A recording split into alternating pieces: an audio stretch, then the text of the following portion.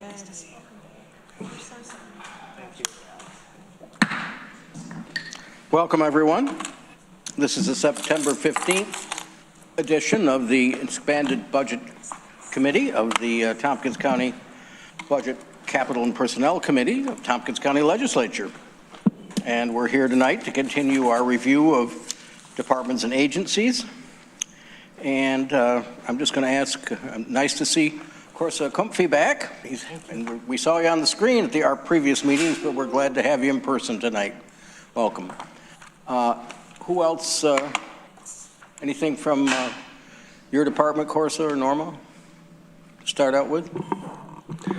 We will be handing out those one-line reports that were emailed to you. I'm just kind of waiting for our other team member to show up with those. And you have a couple of additional pages on your desk that were, one is the contracts that was missing from the book, and the second one is a replacement page. That's all I have.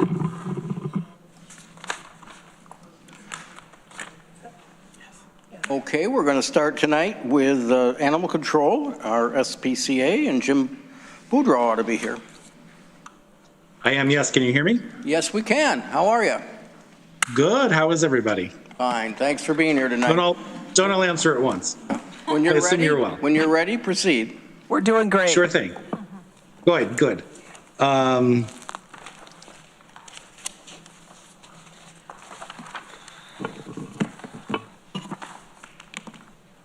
How's that for everybody? Yeah, we see it. Okay, great. So just, there, as far as the department purpose section here, I know it's a lot to read. I don't expect you to read it all right this second. But the highlights here are obviously our mission is to protect animals in Tompkins County, as well as to help control the local pet population. And the main way that we're doing that through this purpose is through our spay and neuter and vaccination program. And that's a collaboration between our SPCA, Tompkins County, and the residents of Tompkins County. We also have several collaborators in that effort, one of which is the Maddie Shelter Medicine Program at Cornell University and Shelter Outreach Services, who both of those entities provide all of our veterinary care and spay and neuter services. But just to give you some highlights, we're generally focusing on three core populations of animals in our community, particularly cats. Feral and free roaming cats, stray cats, and cats belonging to residents of Tompkins County. We obviously also spay and neuter all the dogs that come to us, as well as publicly owned dogs, but we don't have the same situation or problem locally with free roaming populations that are producing hundreds and hundreds of offspring every year like we do with cats.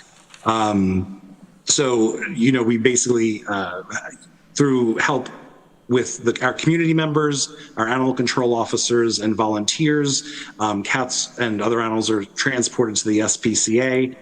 During surgery, they're also vaccinated. Feral and free roaming cats are ear tipped for identification that won't involve handling. And we have clinics every Tuesday. We do about 50 of those a year. Plus additional surgical dates on Wednesdays and Thursdays, depending on our own surgical schedule as allows for. But to give you some numbers, in 2024, this program provided surgery for 275 owned dogs, 1,030 owned cats, and 419 feral and free roaming cats. That was in addition to the 878 animals that we, as the SPCA, surgerized and rehomed. So since 2009, we've spayed and neutered over 25,000 animals, and 18,000 of those were either owned or free roaming cats. So we do like to sort of, and I'll get to the end, it'll be a little bit more telling, but we do like to always look at our trends. And this year we continue to see an increased need for access to care, and that's from members of our community who struggle to afford basic veterinary services. In particular, costly emergent situations. So an animal is injured or has an emergent medical problem, and unfortunately it's cost prohibitive at some local veterinarians or animal hospitals. So they take them to us, and we try and do that work for them at as reasonable a cost, if not no cost, if possible. We also continue to see a demand from our local unhoused population. We continue to see an increase areas of pet overpopulation, specifically with cats.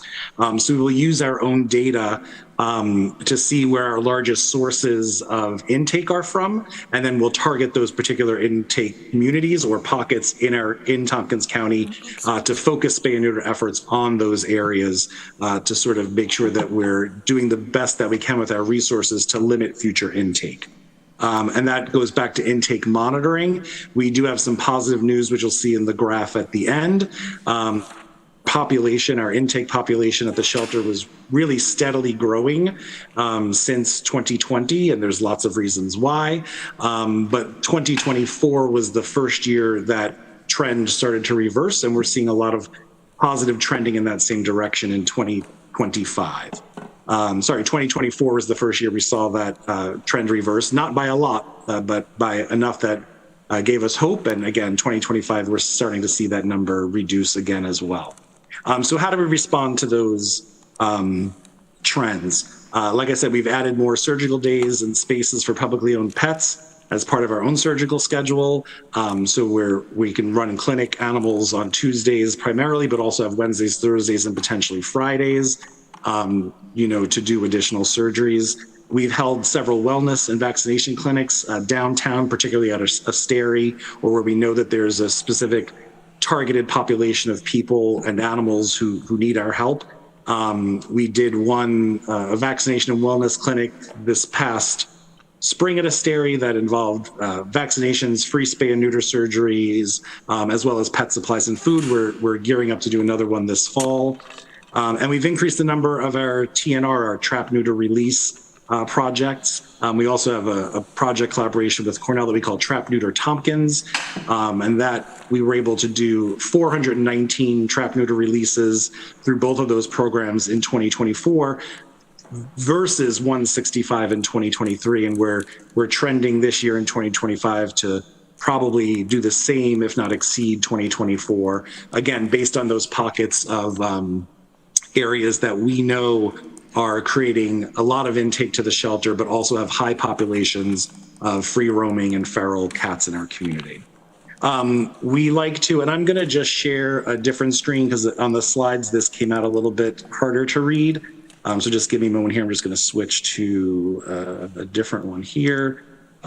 We like to, or we think the most visual way to see what we do is in our infographics, and we release these every year.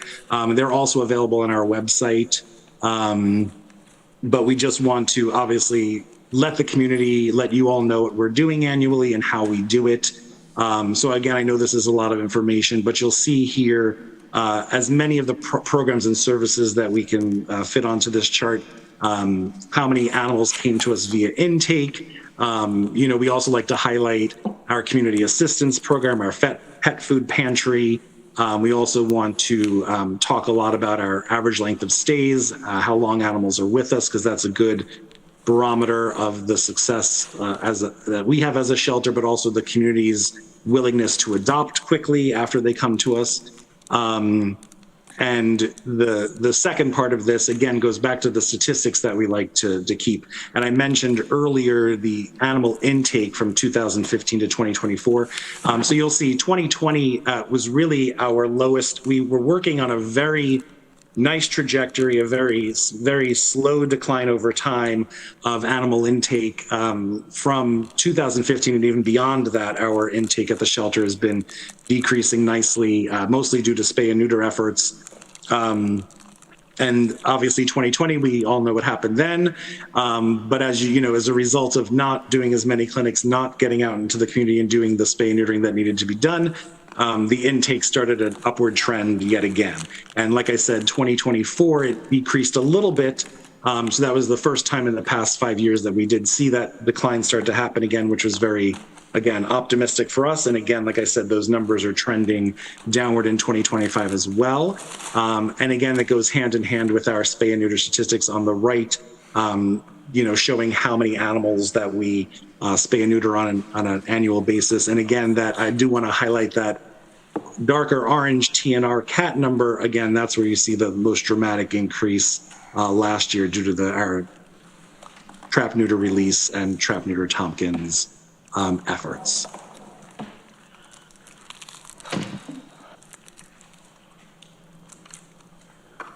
And that, I think, is all. Thank you, Jim. We appreciate that. Why don't we open it up for questions? Ann Corman, then Randy Brown. So a couple, just the comments I wanted to make, and then a quick question. So I wanted to thank you for all your work that you do. And, personally, I wanted to thank you again for the investigation that you folks had to do a number of years ago when our cat, Griffin, got shot. And I want to thank you for our 2 cats that we adopted from there, Sage and then Peppermint. That was in our Spice Cat years. They were wonderful cats. And so my question is, how do you trick people like me when they're coming in to bring donations into adopting a cat? Most people don't need the trickery. We are very lucky to live in a community who believes in rescue animals and who believes in opening up their home to animals in need. So you, like many other people, seeing is believing, right? You come in and you look around and maybe you had the most innocent of intentions coming into the building, but then there from, in the corner from the cage, you get a little stare, a little wink, and you're drawn in, right? So these furry friends of ours at the SPC are really selling themselves on their own behalf, frankly.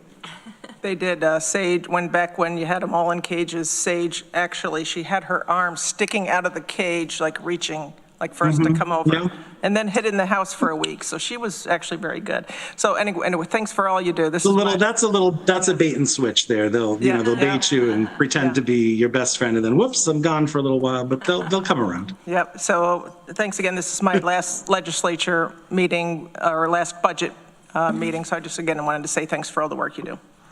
Our pleasure, Ann. Thank you. Randy?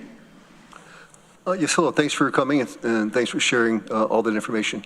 On the report that we see here, it shows that your spay, neuter, and vaccination program cost you about $233,000 a year. I was curious where you're getting that funding and what is your biggest need right now? Yeah, so we get our funding obviously through many different sources, the largest of which is the ASPCA administers a New York State Animal Population Control Fund, and that's New York State dollars that are remanded through licensing fees and go to support shelters. So that money we apply for and receive a grant. Our last grant, I believe, was about $67,000-ish. And that money specifically, though, is targeted for people on some sort of public assistance or who have adopted their cat or animal, through any New York State registered rescue organization. So some organizations adopt out animals that aren't altered, and then there's a voucher system that happens, and there's some reimbursements that go on there. The Tompkins County SPCA, every animal we adopt out is already spayed and neutered. But it's more likely that somebody is coming to us on some form of public assistance, and we can help them through that grant funding. The rest of it, to be honest, is we do collect some money through program fees. People who our program is open to all members of Tompkins County, so you do not need to be on a form of public assistance or low income. Our clinics are actually incredibly high quality. Sometimes people associate, lower income with less quality, but our veterinarians are experts at spay and neuter. I've certainly had my pets spayed and neutered through them. I would certainly recommend other people do. So some people pay a higher cost, a published cost for our services, and that helps subsidize some people who might be in the middle income range who aren't quite on public assistance. but can't quite afford it at a private veterinarian. So there's program and service revenue that comes in through that. And then the vast majority of it, honestly, is donations through individuals in our community who support our work throughout the year. And that pays for almost, individual donations pay for almost everything at the SPCA. And that is, that's a testament to our community and to their support of the work that we do. The second part of your question, I'm sorry, I can you just refresh my memory? What's your biggest need that you're foreseeing, or what is it now? Yeah, I mean, the biggest problem that we have right now is the problem that everybody seems to have. The cost of goods are just have increased dramatically, especially for us, medical supplies, personal protective equipment, things that we just need to do our work. And those costs, along with staffing costs and everything else you have to put into it, have just grown and outpaced sort of the income that we have been bringing in the past couple of years. So, just community support is important. Adoptions is important. The quicker people adopt these animals, the less that they're in our care, the less it costs the organization. But the biggest challenges have just been rising costs due to inflation and just due to things getting more expensive. Thank you. So Jim, looks like the contract proposed is the same amount this year as it was last year. Is that correct? Yes, I believe that's correct. All right. Anyone else tonight? And we obviously have no over target requests or anything like that. Okay, we appreciate that. We are grateful for what we have. All right. Well, thank you for coming in and helping us learn more about your program. My pleasure. And as I say, probably almost every year, certainly I know there's some new faces out there and everything, but if anybody ever has any questions about what we do and how we do it or want to come for a visit, always reach out and we're happy to show you and tell you what we do. Thank you. Okay, I wanted to point out that two of our legislators are on Zoom tonight. That's Shauna Black and Travis Brooks. And also our Director of Finance is on Zoom tonight, Daryl Tuttle. I think we're up to the rural libraries.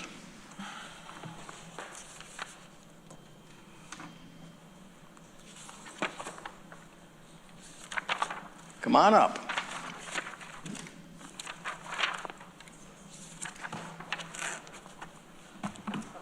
Why don't you introduce yourself and everybody once you get situated?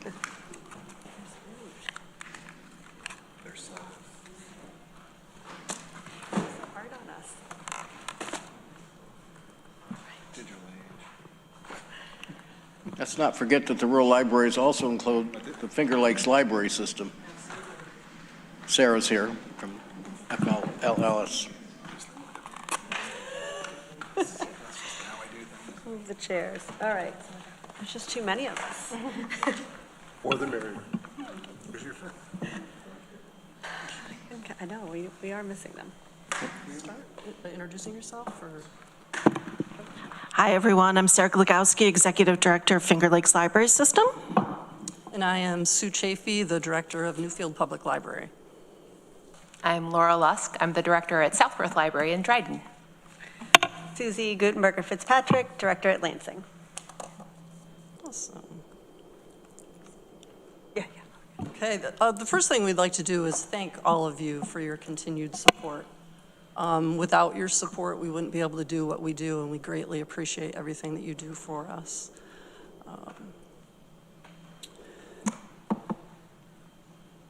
So we wanted to start out with sort of what our purpose is, and our purpose is to meet our community's needs.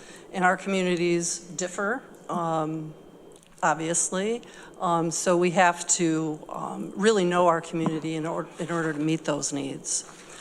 We thought we'd start out by reviewing some of the stats that are used basically to measure our success.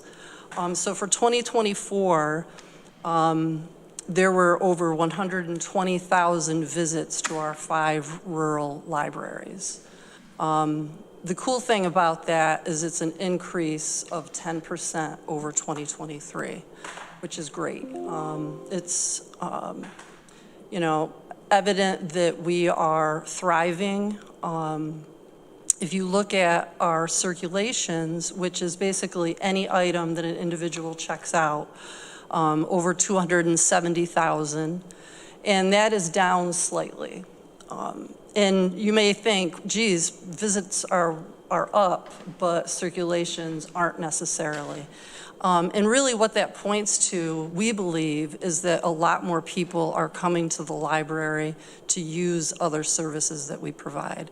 It may be printing, it may be coming to a program, but we really see that as a positive. I mean, obviously, we'd like to see our circulation numbers way up as well, but we believe that these are positive transactions, positive signs of 2024. Then when we look into our programs and a program attendance, those are kind of flat as well in 2024. But those are very fluid to begin with. It all depends on what our funding is, the different types of programs that people are interested in, staffing, et cetera. And then when we look at our uses of our public computers, which 5-6 years ago, these numbers would have been much higher. But that is a stat that has been going down over the last several years. And again, it may seem negative, but we sort of look at it as a positive situation because it means that more people have access to the internet from their homes.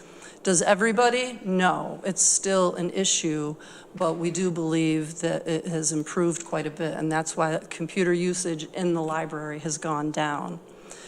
Lastly, when we look at the number of registered borrowers, the great news about that is that's also up 13%.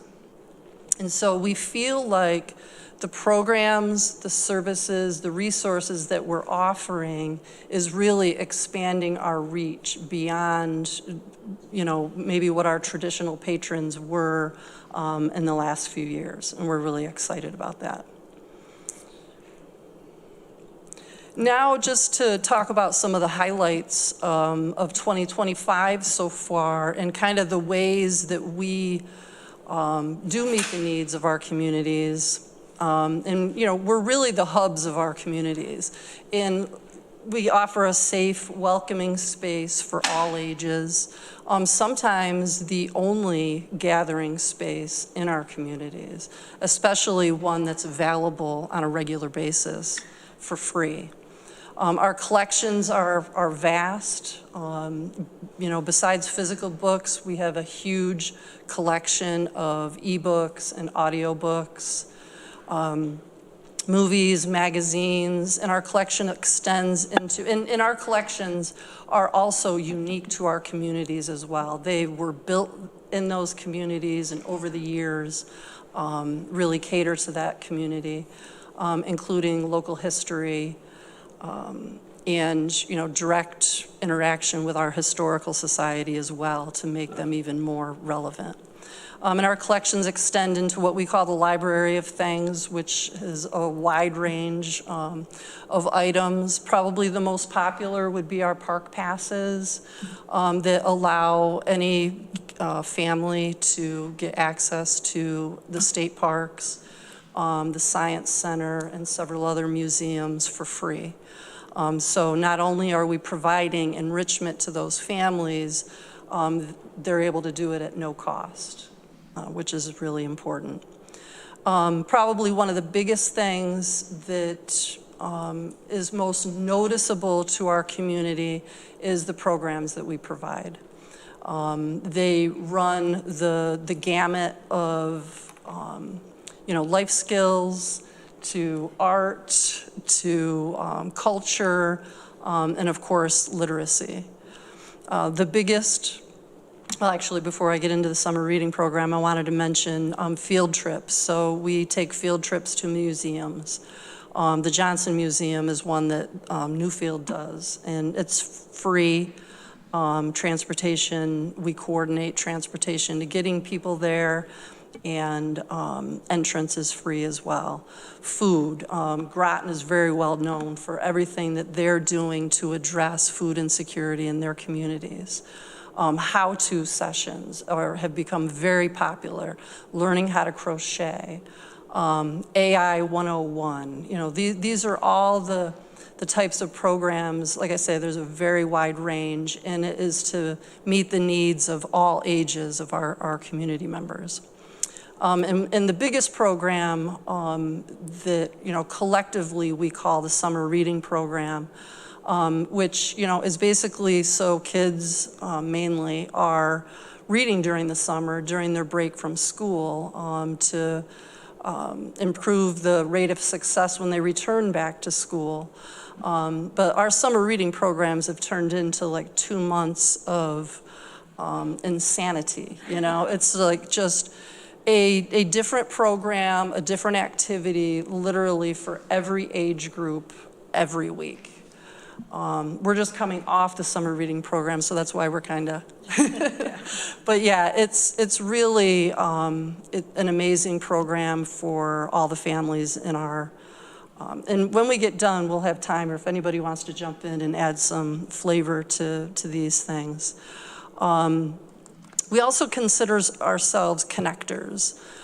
So, you know, connecting people to the internet, either, as I mentioned, using our computers.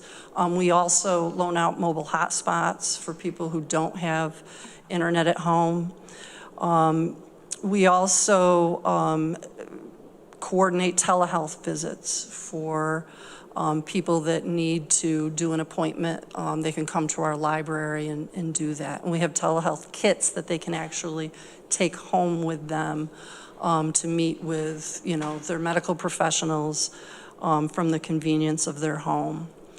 Our programs are also lots of times available through Zoom. We actually got a lot of great equipment through the grant opportunity with the county to purchase. We all have the same equipment, and it makes things much easier for us to support each other.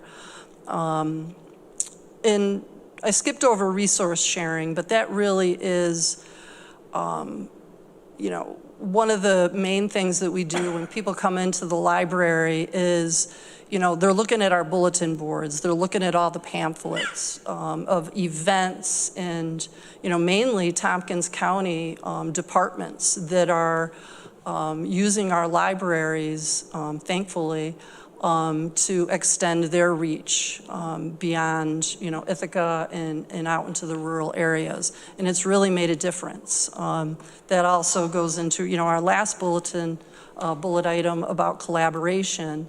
The collaboration that the Tompkins County departments have risen to over the last few years has really been fantastic.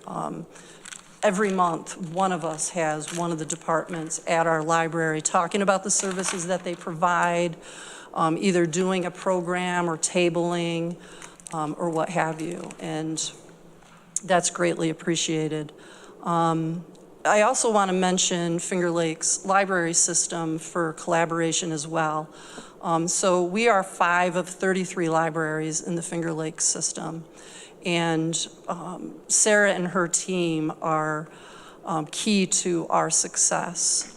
They are our IT department, so they handle all of our technical needs and so many other things. What Sarah does as far as interfacing with the state on our behalf is a huge benefit to us. I also want to mention with our collections, we talked about ebooks and audiobooks. A lot of people don't know this, but because of Sarah's team and relationships with other systems in New York State, anybody with a Tompkins County library card can get ebooks and audiobooks from 2 other systems beyond ours. And they also offer what we call out-of-system interlibrary loans. So we can literally get books from any library in the country for our patrons. And that's all thanks to Finger Lakes Library System. So really, they're amazing and greatly appreciated. So I just wanted to talk a bit about the budget. We are very appreciative that our budget isn't being cut by the county. When we are faced with a cut, or even when we're faced with flat funding over, year over year, we have to get the money from somewhere. So generally what we do is, unfortunately, cut down the number of items that we might purchase for our collection. We also may take a hit on the programming line item. So the money that we pay out to have programming at our library. So last year, we were very lucky. We were faced with a 5% cut, and you all voted to, what's the word I'm looking for? Restore, yes, to restore that. That was huge. And then later, we learned that we were going to get an additional $20,000 for last year. That was huge for us. Not only did we not have to, even though we were planning on dealing with a flat budget, we could use that additional money to actually give increases to our staff and increase our, money that we were going to take from our collection. We didn't have to, which allowed us to give increases to our staff. So thank you very much for that. This year we are faced with flat funding. It's basically 2024 level and what would have been 2025 level if we didn't get that additional. So we will seek additional funding from our town and other areas, hopefully, to fill that. We can't refrain from increasing our staff. They're an integral part of what makes us great. Most people that come to the library and love the library, they love the people in there and love the way they feel when they're there because of those people. But to back up just a bit, so our funding, all of us get, and for Newfield at least, it's the majority of our funding from the school tax ballot. So the taxpayers pay the majority of that. And obviously from the county, the town and other local governments, and then we fundraise. Our board of trustees are generally responsible for fundraising. And then some have endowment income or members or friends groups.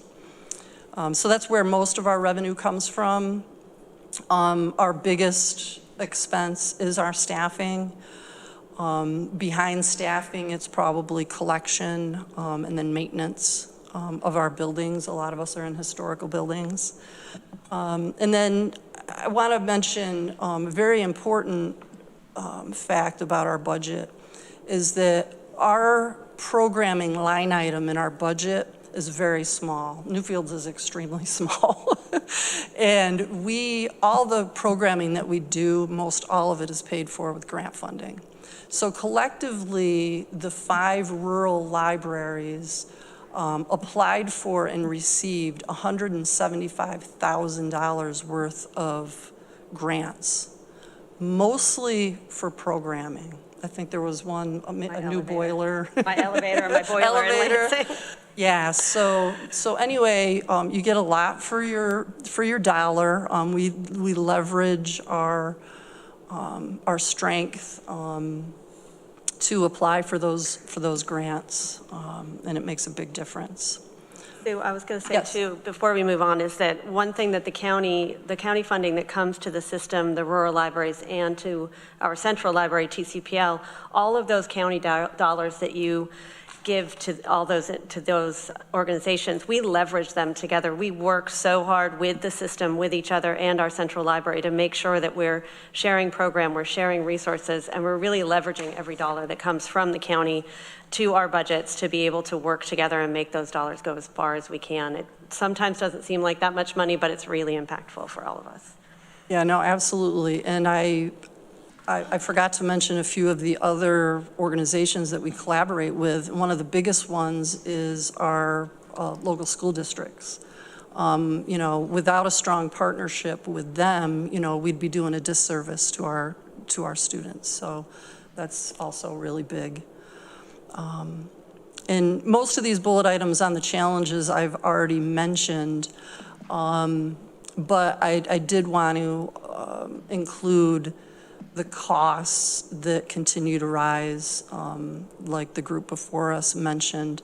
Obviously, cost of living, and we're all committed to supporting the Tompkins County living wage with our staff, but that continues to be a challenge, you know, to keep up with it. And the collection, you know, Laura was mentioning, you know, like large print books, they're crazy expensive now. I mean, they've always been expensive, but they're a lot higher now.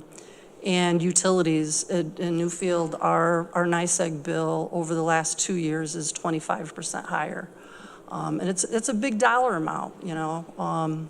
So anyway, preaching to the choir, you all know that costs are high, but so that's all we planned on presenting. If anybody has any points One you'd thing like to... I would bring up about the computer use specifically in Lansing, but I think we're all seeing it in our rural libraries, is our computer usage, public computer, may be flat or going down a little bit, but for instance, when I was just leaving to come here, my upstairs table that people can hang out in has 5 seats, and that was filled with people using their own devices. I think as they've gotten more inexpensive, people have been able to use those. So on the back end, I will say my public computers were also full. But on the back end, what I'm seeing is we had to get a second internet connection in Lansing for the public. So we could do our business over a different one so it wouldn't slow it down. We have invested in routers and boosters, making sure that people can have access to it when we're closed, the Wi-Fi when we're closed and outside of our buildings. But we are seeing an exponential increase in people using their own devices or maybe borrowing our devices from the community. All right. I'll jump in quick because Groton and Trumansburg couldn't be with us tonight, just to give you an update on those libraries. As Sue pointed out, Groton is doing tremendous work with food insecurity in that area and continue to do food distribution for children and others in their community. Trumansburg, we worked with them. They have applied for a New York State construction grant to make their a section of their parking lot and a pathway, an accessible pathway to the side of their building to do outdoor programming. And so they are looking at accessibility and how to serve their community best. So very busy at both of those libraries, and just wanted to give you an idea of what's going on for our libraries that couldn't be here tonight. That's appreciated. Sarah, do you want to mention anything about Finger Lakes Library System? Busier than ever. We're waiting just for guidance for the state of what the budget process will look like for next year. I'll be going to Albany at the end of this month to do a pre-advocacy launch with our state library and the New York Library Association. But we're just kind of looking at funding. The big thing that we'll be working on over the next year, it will be due to the state on October 1st, 2026. We have to do what the state calls a plan of service, but is in essence a 5-year plan. So that will take from, we'll be spending 2026 with our members and trustees and directors and library staff, hearing from them what they would like to see from not only Finger Lakes Library System, but to, it also looks at our central library plan of service. And then we submit that to the state on October 1st, 2026, and the plan of service runs from 2027 through 2031.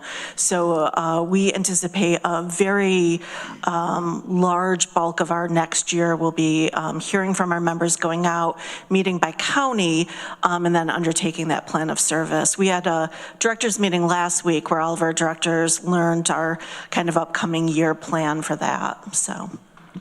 Thank you. Let's go to questions. I have one from Mike Sigler, then Amanda I have a Champion. statement and a question. I just want to tell you, I love our library. We use it all the time. Shelley does the youth programming, and we go pretty much every Thursday, and Hazel's there as a little helper, and it's adorable. And we do use the state park pass, which is terrific. Question on that, who, is that a state program? Like, how do we get those? We purchase them. I have a donor who specifically gives to Lansing for me to purchase. I think I'm unique in this and very thankful for it, but I have a donor who gives me a portion of funds to buy those and all the other ones. We have the most in Syracuse, we have in Rochester, Corning Museum of Glass, PRI, and so I'm able to purchase those museum and state park passes, and that's through a donor. Yep. No, they're great. We use those all the time, Yeah. and the live programming is really good, so. That and our wireless hotspots are always checked out. Those are the one thing that we always have a list on is. So thank you. Thank you for your work. Thank you. Amanda. Yeah, thank you. You all know I love you very much. And you do great work, and you've all been very kind to me, so I appreciate that. My question is actually kind of for Corsa or Norma. So we're actually putting them back a little bit lower than 2024, and was the decision to take that just 20,000 out? Why did we not just go back to that same number? It's just wondering your thinking. Do you mean 2025? So we added $20,000 to. Right, last year. Yeah. And then, so this year, you just took out straight 20,000. Yeah, that was the one time that we added, right, yeah. So But so the actual number from 2024 was 226,000, so we're at 220,000 now. So we're a little bit lower than 2024.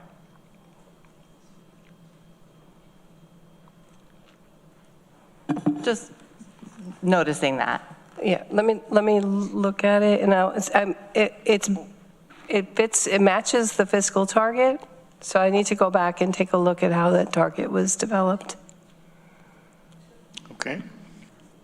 Right, but in 2024, it was 226. I'm just noticing that. So we're going a little bit lower. Randy. Yes, on your hotspots, are they available? Like, I couldn't hear you all the time, even when the library's closed, or only? So we have, in Lansing, we have our internet, as our Wi-Fi is unpassworded, so anyone who is near our building can use it anytime. And then in Lansing, I have 4 internet hotspots that are available to be checked out for 3 weeks at a time.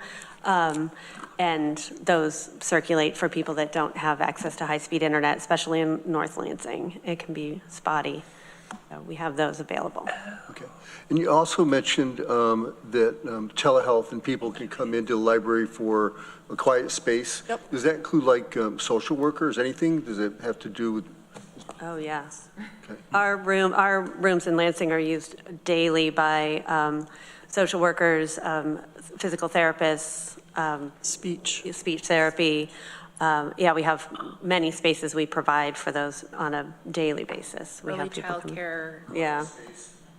Mahjong. Mahjong, we've got Mahjong, chair yoga, but yes, for professionals families that need to meet their therapists for various reasons, their tutors, they're able to use they can come in and reserve the space for free, and we just know every Tuesday they're gonna come with their kiddo at 3 o'clock, and that's in Lansing, I think in all of ours, but we have so few spaces, open spaces in our rural community that we are the place that people can come and do those things. There's really not anywhere besides meeting at a coffee shop or something in the village, so. Right. Thank you. Back to Norma. Yeah, so I see what you're talking about now. These were funds that had not been requested in 2023 that rolled to 2024 that eventually got requested. So it's an the R accounts are based on a rollover. So it's just, it hadn't been requested by year end. It stayed under a PO, and then it was requested probably just after the first of the year. Okay, thanks. You're welcome. Other questions? Every year I disclose that I am a trustee and president of the Southworth Library Association. It's an unpaid position, but I always make sure all of my fellow legislators know that. We certainly appreciate all of you coming in tonight and sharing the wonderful activities of the library. I'm prejudiced because I know how good our libraries, all of them, act. I can still remember when we had a subcommittee of the legislature going from library to library, studying our rural libraries quite a few years ago. And we learned a lot then, and might be good to have a return of that next year, but that will be up to other folks who are here. Yes, Mike? Oh, one more thing. I heard that there was some kind of fundraiser coming up for Lansing Library. When is that and where is that? October 18th, we're having a adults-only costumes and cocktails at this. We're actually using the Science Center because we're so small, we can't have a cocktail party at our library. So it's on October 18th at the Science Center. It's going to be a lot of fun. Better come dressed up. All right. Thank you so much. Thank you. Thank you. Thanks for your support. Oh, now we got too many chairs. Next, we have John Negley to talk to us about our Soil and Water Conservation District.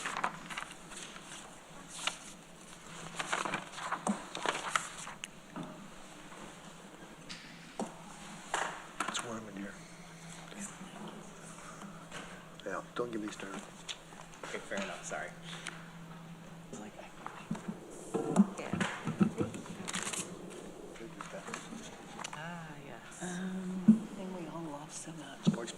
All right, hello, everybody. Hey, John. Hello. Start presenting here. So for those of you who may not know me, I'm John Negley. I'm the district manager for the Tompkins County Soil and Water District. And for those of you who may not know what we do as a soil and water district, we are here to assist citizens and local governments in making sound decisions for their soil, water, and related natural resources. So a lot of different program areas that we get into. Flood damage response, soil erosion control, watershed pollution protection, our New York State AEM program, our Agricultural Environmental Management Program. And at the end of the presentation here, I got some great news on that program. And then our Tompkins County Stormwater Coalition, a lot of assistance to various entities in the agricultural realm, municipalities, landowners, just on basic conservation assistance. Invasive species control programs, you probably have all heard about hydrilla and woolly hemlock adelgid and all sorts of different invasive species that are out there. And then two programs that we work closely with the county on, the New York State Ag Tax Exemption Program. We work with the County Assessment Department on that, helping them with the soil group worksheet portion of that to help farmers.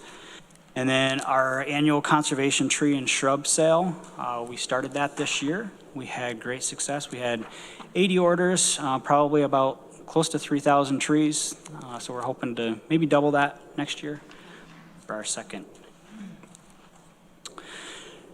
So just jumping right into the budget and what's been recommended. So our request to the county was for level funding of $335,434. County administration came back with a reduction of, it looks like 10% of that, $33,543, which leaves us a little over $301,000 for appropriations.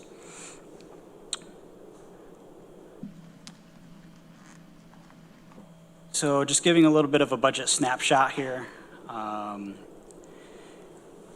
For the income side of our budget, $301,000 comes from you all here at the county. We do get state aid through New York State Ag and Markets. We get approximately $250,000 of state aid. That's likely to increase with the Environmental Bond Act. that the state has. So that's where we can absorb some of that reduction from the county appropriation for this year. And then the Eastern Finger Lakes Coalition, I've talked to you in past years about that coalition forming. It's a group of 11 soil and water districts that have tapped into the Environmental Bond Act and the Environmental Protection Fund at New York State. And we just signed the contract for our coalition capacity funds of $75,000 each year that will come to the district for the next 6 years of the contract. And hopefully that will continue with the Environmental Protection Fund and the state budget process. So that covers $640,000 of just strictly operational costs within the district.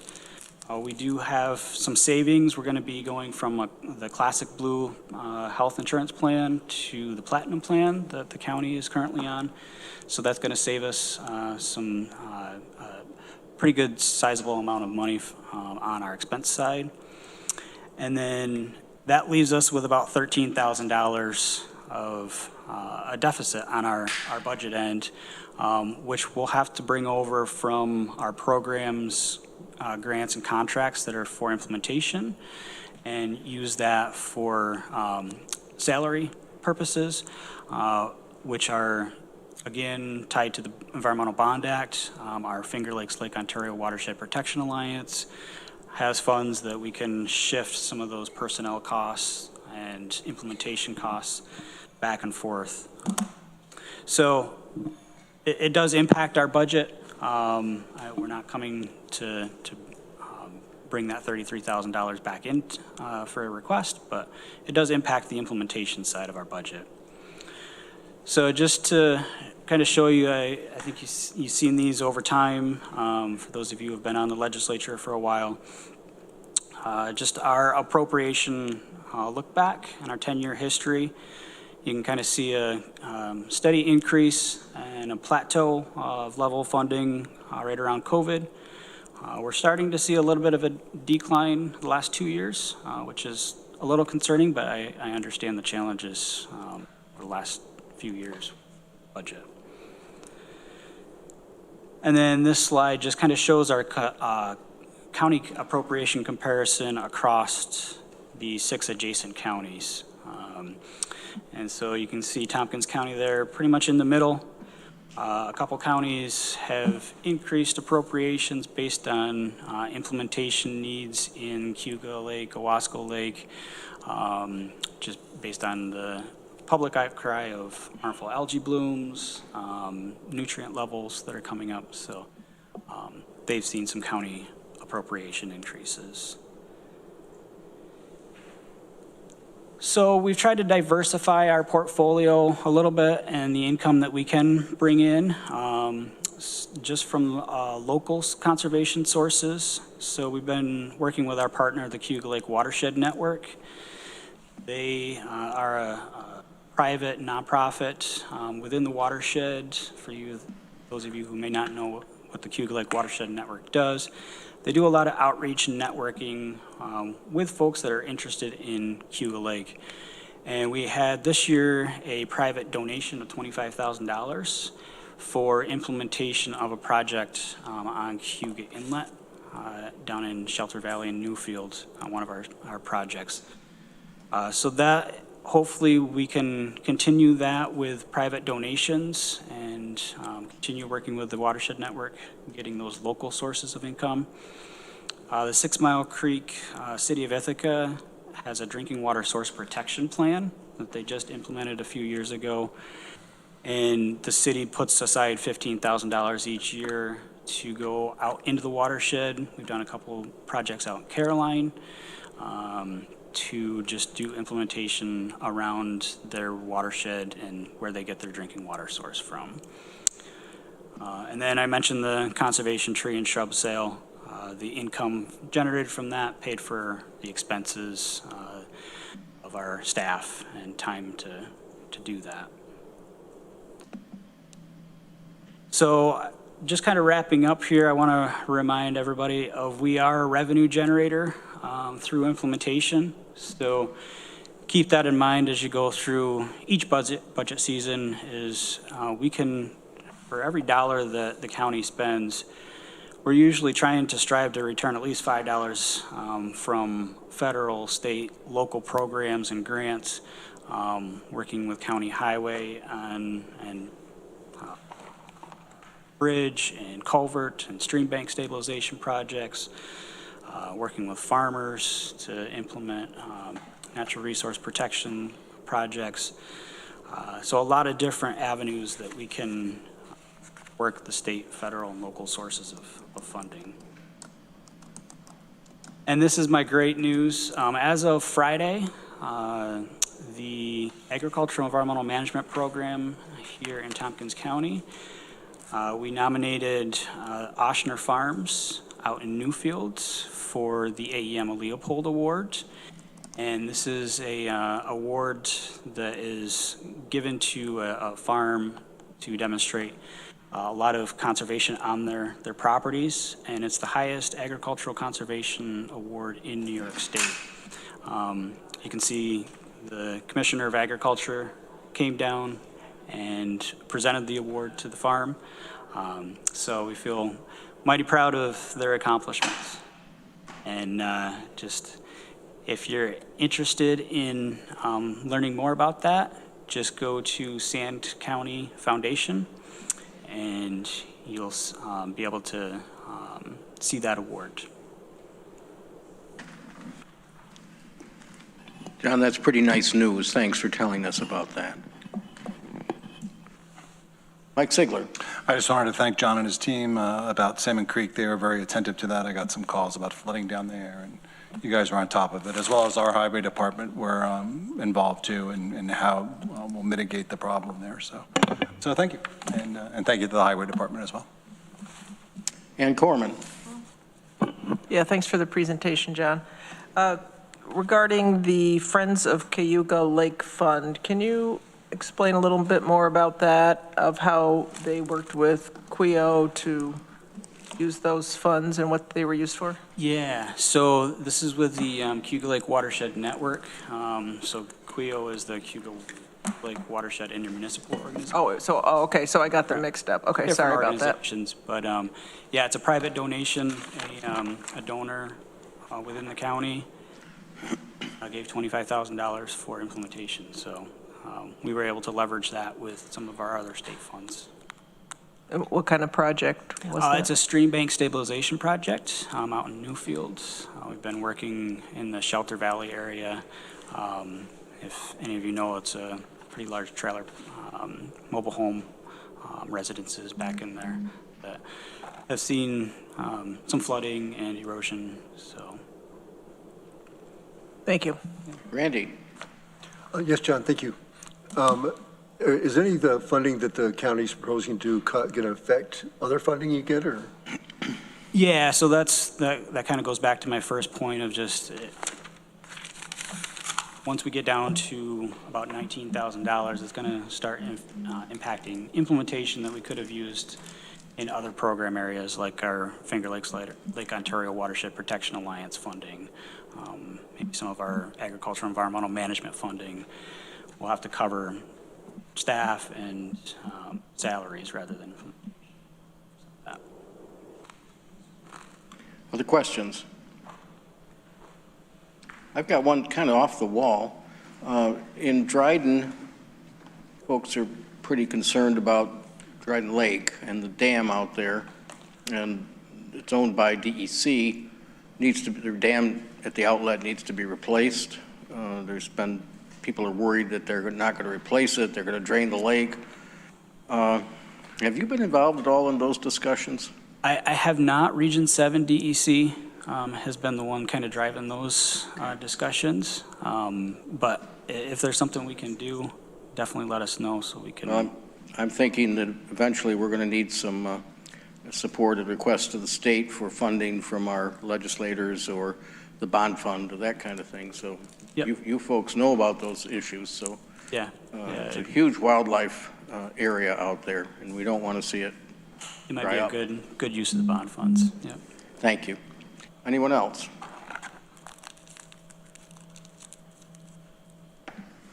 John, nice presentation. Thank you so much.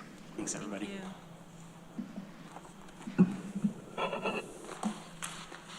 Well, we're up to cooperative extension. And Cynthia Cave-Gatani.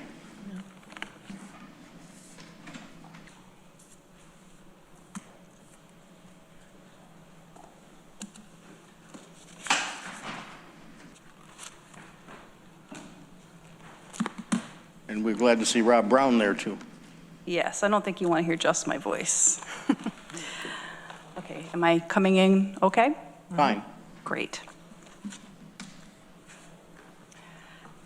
So just a moment of gratitude. Thank you for having us here and for supporting Cornell Cooperative Extension for the last 112 years. We're here as a Extension Association because of your support. You provide the backbone and the infrastructure for us to exist and provide our program, and for that we are very grateful. So, are we up? Okay. So Cornell Cooperative Extension is unique in its structure. We are pretty large in our scope and in how many programs we provide. At current, we have about 35 different programs, so it's going to be, and it would be very difficult to report on all of our programs in the 20-minute time frame. I do believe our work is best understood through our programs. I think many of us know about 4-H, our master gardeners, maybe some of the work in our day reporting, composting, our primitive pursuits preschool programs, and other primitive pursuits programs. Perhaps you know about our career pathways program, the workforce development. A lot of different programs. We do have a lot of value, and I think that that's best understood through the design of Cornell Cooperative Extension. So CCE funding is designed to depend on the county, not Cornell University. Extension exists by law to serve the county and its constituents and to assure the funds are used to reflect and represent the public interest. In fact, this very point is demonstrated by the design of our fiduciary board. The board of directors is made up of community members with 2 reserved positions for the county legislatures. Therefore, this design sets forth the oversight with the charge to evaluate the necessity of our programs, to assure our financial stewardship, and that our programs reflect the needs and the values of the community it serves. Tompkins County appropriation to CCE, we call Target, is the core funding that allows state matching funds. So a cut to the county fund, or an increase, is matched with state funds and multiplies our efforts locally. While CCE is listed as an agency in the county budget, Cooperative Extension was actually created by the state 112 years ago as an instrument of the state, so a sub-governmental statutory agency, pursuant to County Law 224. So while Cornell Cooperative Extension is not an official county department, we are also not an outside agency. The county funding is the core funding that allows for Cornell Cooperative Extension's maintenance of effort.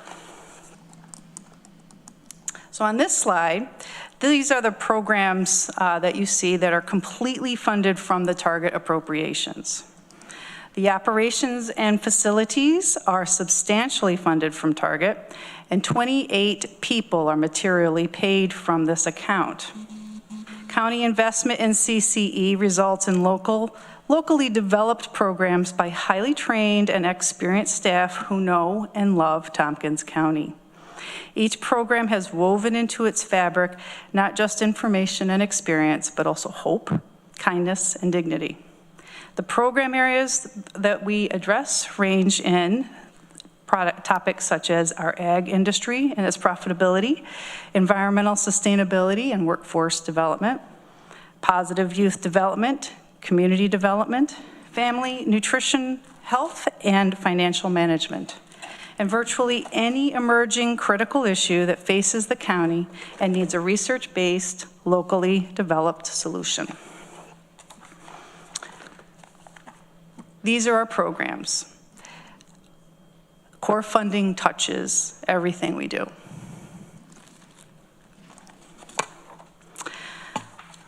To elaborate on this point, and to answer the question how CCE investment provides economic returns to Tompkins County, I thought in the interest of time, we should pick one of our 5 issue areas to discuss. So we're best known for agriculture. CCE's agricultural profitability and environmental sustainability programs are our largest investment. With county core funds going to our local ag staff, which we call our ag issue area, the South Central Dairy and Field Crops team, and the land protection programs, or AFPB. Agricultural, hold on. Thank you. Agriculture is one of the largest industries in the county, generating $90 million per year and valued at $447 million according to the Ag Census. There are 487 ag business locations in the county operating on 92,950 acres of land. Agriculture is also the basis of tourism, as the cideries are first and foremost about growing apples and making a quality product. Agriculture has some of the highest economic multipliers of any industry, particularly in dairy, and in terms of revenues being respent in the community. Dairy has a 1.3 time multiplier, and retail trades and services are 1.5 times. Agriculture is also very efficient in terms of tax dollars, creating more revenue than it requires in taxes to maintain versus residential development. Cornell Cooperative Extension's South Central New York Dairy and Field Crop team assure Tompkins farmers can compete regionally and nationally. The county appropriation share of this investment is about 0.03% of the value of the annual ag industry revenues in the county per year. That's a small investment to ensure the growth and profitability of the food industry, an important economic engine of the county. The county's investment to ensure a strong agriculture and food system represents an 11 times return on investment, and that does not include the value of fringe and overhead by the state, that's paid by the state. Including this calculation, it is estimated that the value of the program would be closer to $455,000, so a return on investment of 19 times. And Cornell Cooperative Extension provides the education and support for our small farms. Marketing support for any of the produce markets, farmers markets, all of that. It keeps small farms farming prosperous and vibrant. Cornell Cooperative Extension's mission work ensures a viable and prosperous right to farm and small farm community. With respect to social investment, I thought we would look at our volunteers. Hurrah for volunteers. Volunteers at Cornell Cooperative Extension are in 5 of our program areas. They are in our with our master gardeners, they are master composters, they are our citizen pruners. They work with the beautification brigade and, of course, in our 4-H programs. Currently, 413 individual volunteers are actively serving within those 5 different program areas. That's over 3,500 total hours of critical community development and contributions that they make. Volunteers are provided with expertise and applied research experiences, and they themselves become experts in their area of interest or need. This is Extension at work. The access to formal education extended through CCE to the community. There's nothing else like it.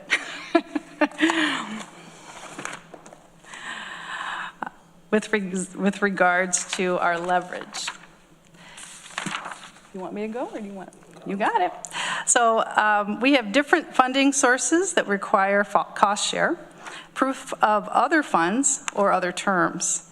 The county target is CCE Tompkins' only source of unrestricted operating funds that we can reallocate to meet those terms and secure that funding, or to fill in the gaps where funders will not pay specific expenses.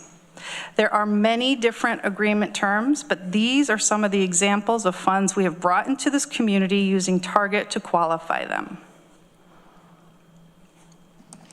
So hopefully what you are seeing in this is the power of the county dollar, which leverages additional dollars that will enrich the quality of life in Tompkins County. And now a different voice. All righty, different voice. When we saw county administration's recommendation, we had to go back more than 10 years to find a lower level of county investment. You can see here how little it's increased proportionally in that time period and how proportionally drastic the proposed cut is. According to the Bureau of Labor Statistics, the inflation-adjusted value of that 2015 appropriation is $958,000. Take that what it's worth, but seen through that lens, asking you to maintain a flat level of funding is in effect asking that we are allowed to continue making do with $200,000 less instead of $310,000. We've asked this body here for stable target and administrative capacity or philanthropic development support, precisely because this is not sustainable. After last year's county budget decisions, we've already cut 3 jobs and lost out on opportunities.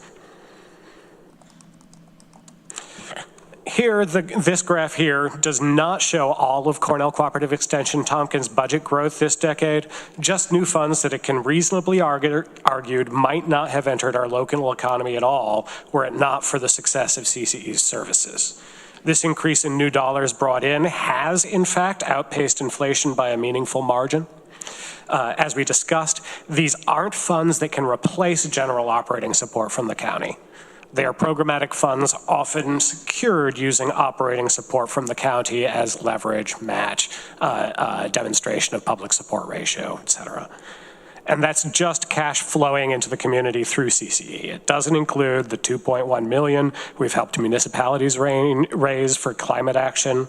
It doesn't include food service entrepreneurs whose starting businesses we've incubated, fundraising support given to farmers, cost savings to household energy consumers, county cost savings through our work with probation and the quality of life and ongoing economic engagement of our justice-involved clients, and so forth.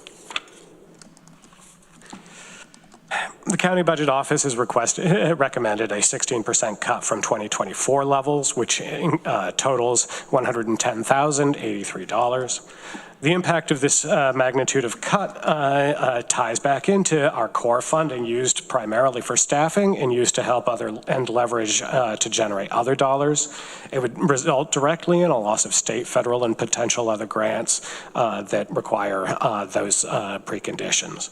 Since we generate on average a 4 to 5 times increase over what the county allocates, I'd expect that our near to medium term losses could be around $500,000 to start with before any knock-on effects. And that $110,000 cut is not something that can be directly absorbed from the association or just sliced from here or there. Due to the potential budget deficit, our board may be forced to cut important programs like the Dairy and Field Crops team, of which we've been a member for 25 years. We may lose our ability to operate some of our youth programs in the way that we have been, such as some of our preschools and after schools that we subsidize with Target to keep registration costs for families lower. And then, with the cut of programs and direct dollars, that takes out additional staff that are being paid from our core because we can't slice and dice. Once we take out the staff paid by core, we have to pull program staff from program work to do the work that they were doing, which means they're providing less service to the community, weakens our value proposition for future fundraising, and may not even be allowable by program funding sources. So that means that programs that can't cover that operating work are at risk, positions that are not fully funded by project grants are at risk, and we are not going to be able to pursue levels of new funding opportunities that require cost share. Thereupon, we lose the funds for indirect operating costs from those grants, which enter into a feedback loop with the cut general operating support from Target. We can't pursue new funding opportunities that cannot cover indirect costs because we've lost that much already. And then the numerous other community nonprofits that are subcontractors on the awards that we bring in also lose their funding that is coming through us, and that provides additional knock-on effects. So, surprise, our first enhancement request is to please consider restoration of the 5%, which was a total of $37,960. That was the 5% cut from 2025. That was restored in 2025 as a one-time. We're asking for that to be restored again this year. And we are asking to restore the additional 11% that was cut after that as well. And so the total budget restoration request would be $110,083.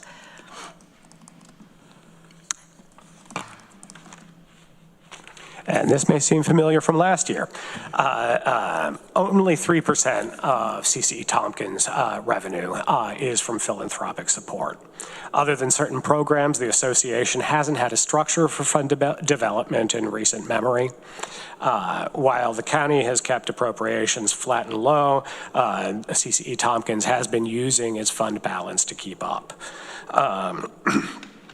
Our fund-seeking activities are chiefly concentrated with our program team leaders, and every week that they spend on this activity or these activities is a week the community isn't benefiting from their core excellence. We have no access to the university's fundraising machine, just making that clear. And investing in long-term fund development is essential to ensure this association can keep bringing our programs and economic multipliers for the next 112 years and beyond. We've asked New York State and a couple private foundations to get this rolling and have not been successful thus far. And we're hoping that you, as the representatives of the people who benefit from our work the most, will see the value in it and work with us on that effort. And for this enhancement request, I would like to just be clear that this was a request prior to understanding the difficult nature of this budget year. This is an opportunity for climate mitigation as a climate grant support position that we are suggesting could be of benefit to the county, but that obviously is open to discussion.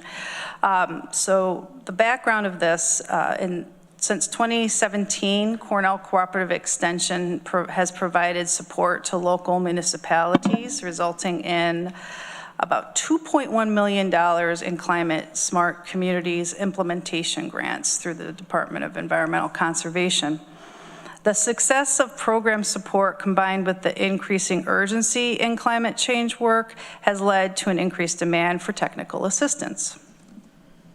In 2026, the funding for this work at Cornell Cooperative Extension will cease, and the new role will go to another entity called ST8.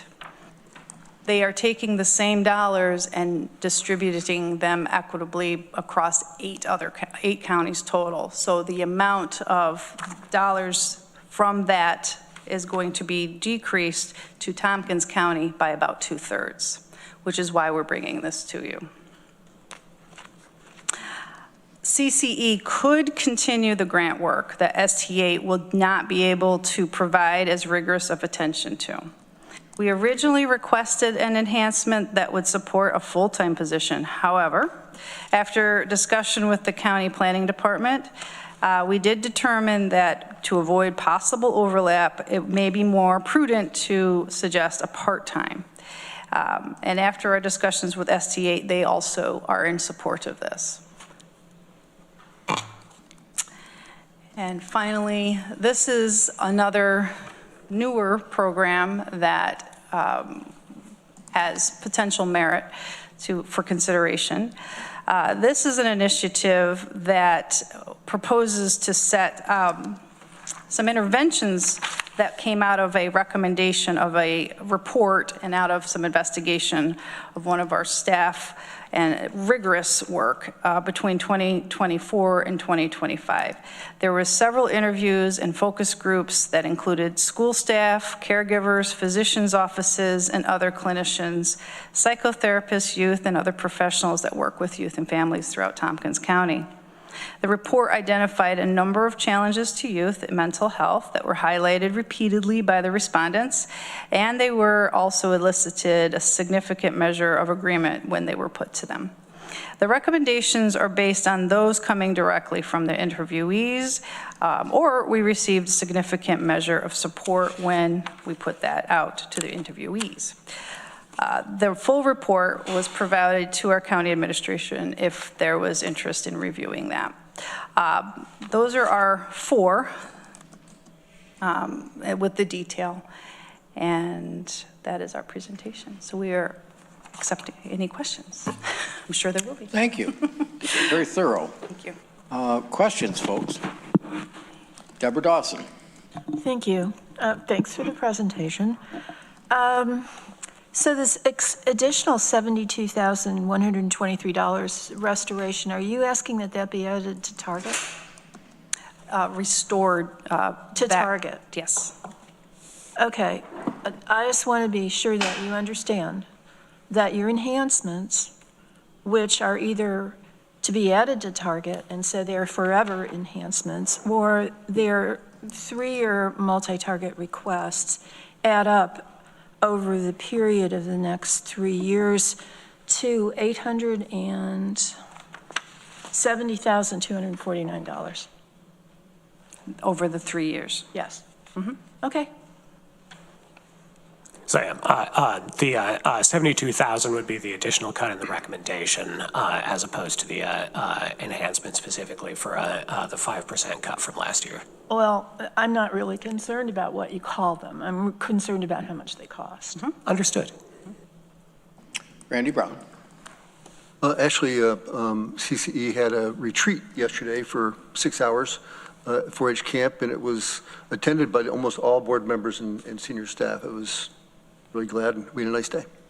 I have a question, Rob. What kind of state funding are you receiving, and what's it for? I mean, how do you get funding for like benefits and those types of things for staff? Okay. Altogether, for this year, the state funding that we receive is $5,050,000 and change. That's broken out in a few different sources.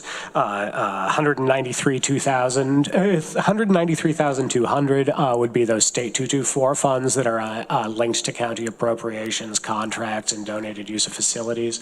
2.77 million is in-kind fringe benefits from the state of New York, and then 2,083,900 is our direct cash funding from the state into the county. Okay. Is there any part of your energy work that you're doing? Is there anybody focused on conservation, helping people to reduce their consumption? In our energy department, we have work with that type of work, our climate stewards and our climate work. They answer questions, they receive phone calls. There's a lot of questions in regards to that, as well as help with looking at their utility bills and identifying opportunities for improvement, helping them to understand it. Where there's opportunities for improvement, they always work with individuals, as well as helping them with doing weatherization type of advice. One of the things that's come up for people that we fund is how they manage the funding that they get from us and from the state and other places. What has CC done that's improved that? I mean, of tracking it and Acumatica, and how is that working? It's a new system, and how is that supported by? Well, I think those of you who've been continuing recall that I was brought in at the beginning of 2024 with a mandate to create efficiencies, tighten up the finance department that had been critically under-resourced for years and so forth. So I will spare you all the grisly details, but pretty much I spent 6 months going through every single couch cushion until I knew where everything was and where it had gone. And then I've promulgated that throughout the association. Reports to our partners were asked for, and so forth, as well as in reporting to our regulatory entity at Cornell Cooperative Extension Administration. So Cornell Extension Administration view your data. Is that transparent? Or? Yes, they review the financials of all 53 county extensions. Okay. We've also undergone an audit of our accounting procedures, and monthly we report to our fiduciary board of directors, and it's an open meeting, all of our financials monthly, and they're very telling. It's open book. You're all welcome to view it. Veronica.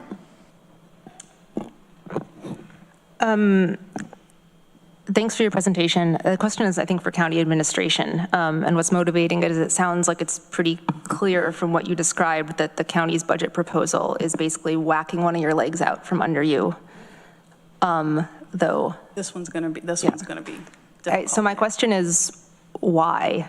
And that 72,123 reduction, I'm not asking about their enhancements, but just the reduction, where, what are you anticipating them cutting and why so much?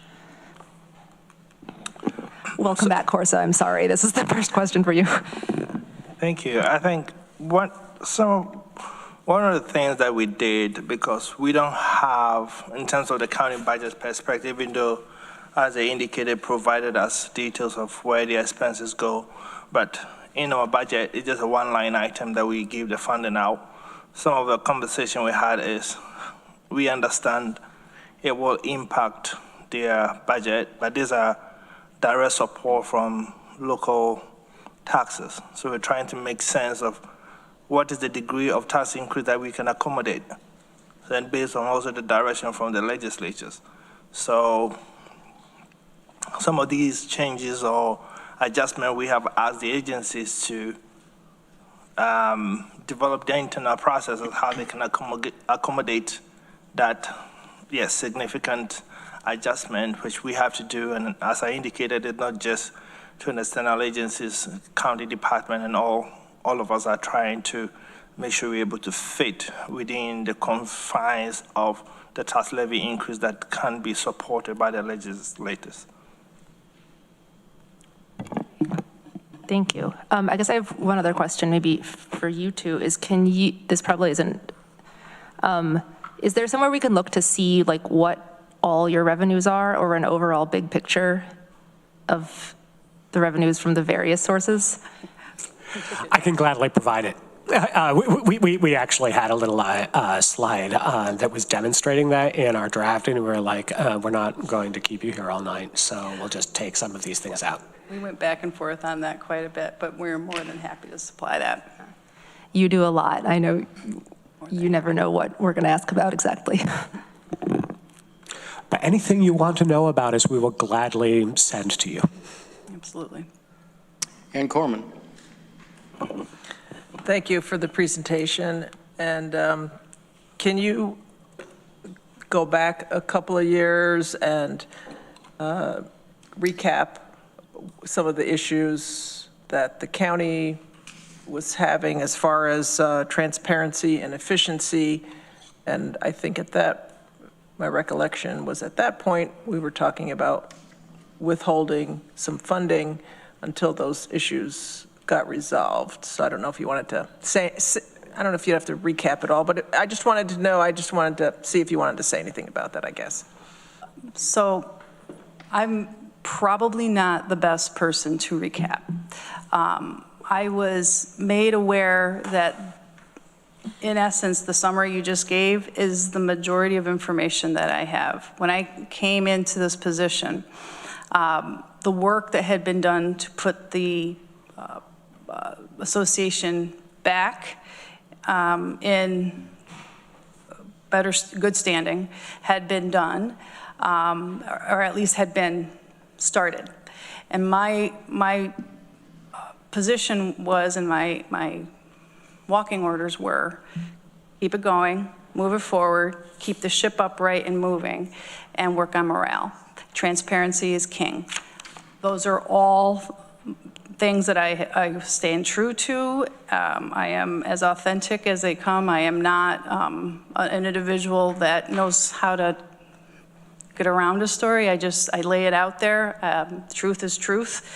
But in terms of how the association was standing prior to in the last couple of years and those issues you've addressed, I don't know that much more other than what you've identified. I'll just say, maybe Randy's going to address it too, but sure. I just would say what I've been hearing from other staff there and from Randy is that things have immensely improved. I hope so. And I'll just sort of, I'll springboard off of Cynthia. You know, she was brought in as executive director. I was brought in as finance director in the same month, January 2024. So we are new. We were brought in with a turnaround mandate. And I can't opine on the historical events for which I was not present and that I know for hearsay, but I can know for a fact, and I can tell you for a fact, that the association had received 2 back-to-back commented audits. It had lost its accreditation as a county extension association and various other issues. All of those are resolved. We've had back-to-back clean audits or audits without comment. Our accreditation has been restored and our statutory certification has been restored. So I know that those flaws were present and that they have been corrected. Thank you. And I know we do have tough budget year this year, but thank you for addressing that. Shauna Black. Thank you very much. Sorry I can't be there in person. Amanda and I were actually on the board many years ago, and we were part of the experiencing some turmoil with CCE, and so we can certainly answer your questions, Annie. Probably offline would be better.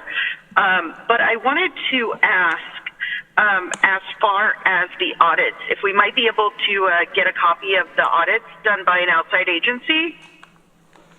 Anybody who wants to talk to me about my audit makes me very happy, so yes. Awesome. And then the other question I had is in regard to your administration costs. Would you be able to tell us what the percentage of administration costs are for CCE? Yes, although that is one of the ones that I don't currently have in my short-term memory. That was another one of the slides that we took out for the interest of time, but I will gladly send that your way. Okay, great. And just to provide a little bit of background, I know that whenever Amanda and I were on the CCE board, one thing that we did do for many years was we were trying to improve efficiency, trying to make CCE a better place. And what we ended up doing was adding money to positions. And so it's, you know, at some point, I'm sure that the budget kind of ballooned for a few years because there were so many inefficiencies, and we thought that the best thing that the county could do was to add positions. And so, you know, I know that we, you know, are still paying for some of those positions, but I guess the question is, since it is running smoother, you know, perhaps there's a restructuring that could be done since you have the right players in place at this point. In the last year, that's a good point. We looked at our structure last year after the budget season, excuse me, and we did make an adjustment of 3 positions. I think at this point, when we look at how we are operating and the size of our organization and the structure that we have to maintain the work that we're doing in the way that we're doing it, and we are always looking at efficiencies and for efficiencies. Again, our board is a big part of that. Our structure is supported by the county funds as they stand. I don't know that we could reduce any more without it having an impact, as we described in our presentation. There would be some impact to programming as a result. And Shauna, it's not the exact answer to your question, but I can say off the top of my head that our indirect cost rate is 16%. Yeah. I've got Ann next, then Randy. Just wanted to, I forgot to mention, thank you for coming to the Planning, Energy, and Environmental Quality Committee a couple months ago. As you know, we had asked them to do that during the year, so I just wanted to say thank you for doing that, coming ahead of time. And just to remind folks for next year, you know, that I think that's a great process. And so if you have questions or you want CCE to include certain things when they come for budget, that's a good time to do it, because they can, you know, change things up and make the presentation what you need, or send information ahead of time so that they can answer questions. So please think about that for next year. So thanks again for doing that. Thank you. Thanks for having us. Anyone else? Yes, Randy. This is my 4th year on the CC board, and before I was asked to be on the board, I did meet with Amanda, and I think, was it Deborah or Sean? I can't remember who I met with, and you explained to me the concerns you had with structure at CC, and you were absolutely right. So but I will say it's come a long way. When I think they first started looking at accreditation, I think there's 42 specific areas you have to be accredited to, and Tompkins County CC had only, I think, 20 of them completed, and they were a couple years behind on audits and so forth. All that's changed through Meg Cole, who was the interim, and Karen Yearwood and other people focused on it. They did reach the accreditations last 2 years, and put systems in place. There weren't really systems. I think Acumatica is really important, how they do that. And I would say they have a really strong management team now. I was pretty impressed with the work that people are doing and the funds they're bringing in for the county. So I think, and the finances are very transparent. I am on the finance committee, and there's always stress putting those reports together, but it's very visible, and I think that's important. So. Thank you. Anyone else? Well, that was a well-planned presentation. We thank you for learning all of that and coming to talk to us tonight. And thank you for having us and everything you do. I know that the budget season is grueling for all of you, and I respect your service. Thank you. Thank you. Well, we go to our History Center and the Tompkins County Center for History and Culture. Ben Sandberg, I think, is here.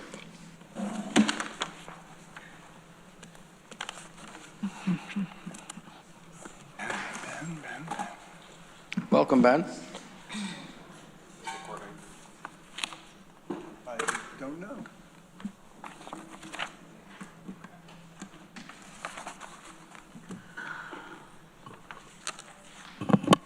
Did you bring us some jewels? Or our commemorative coin. You got to finish all the puzzles. That's a hot commodity.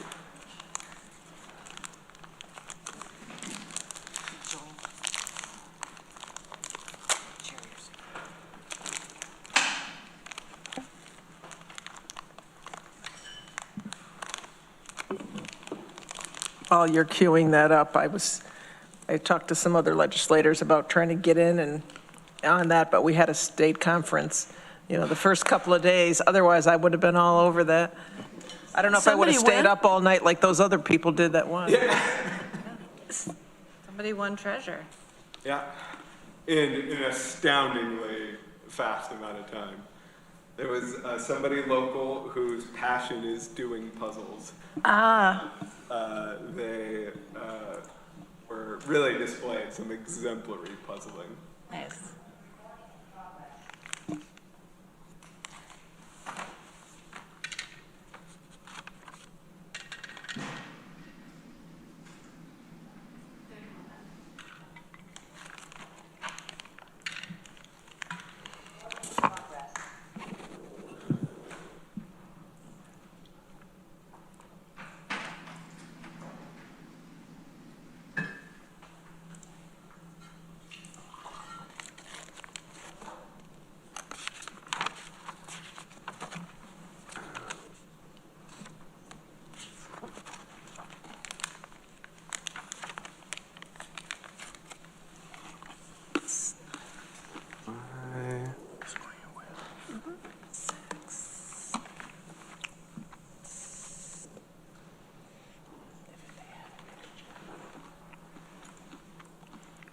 Okay. Now I think I have my tech set up. Maybe not.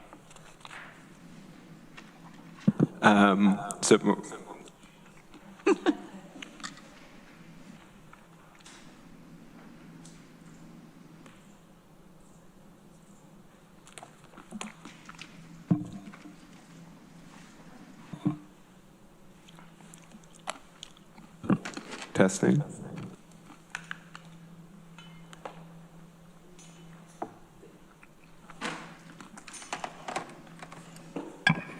Ben, can you leave audio? I can try.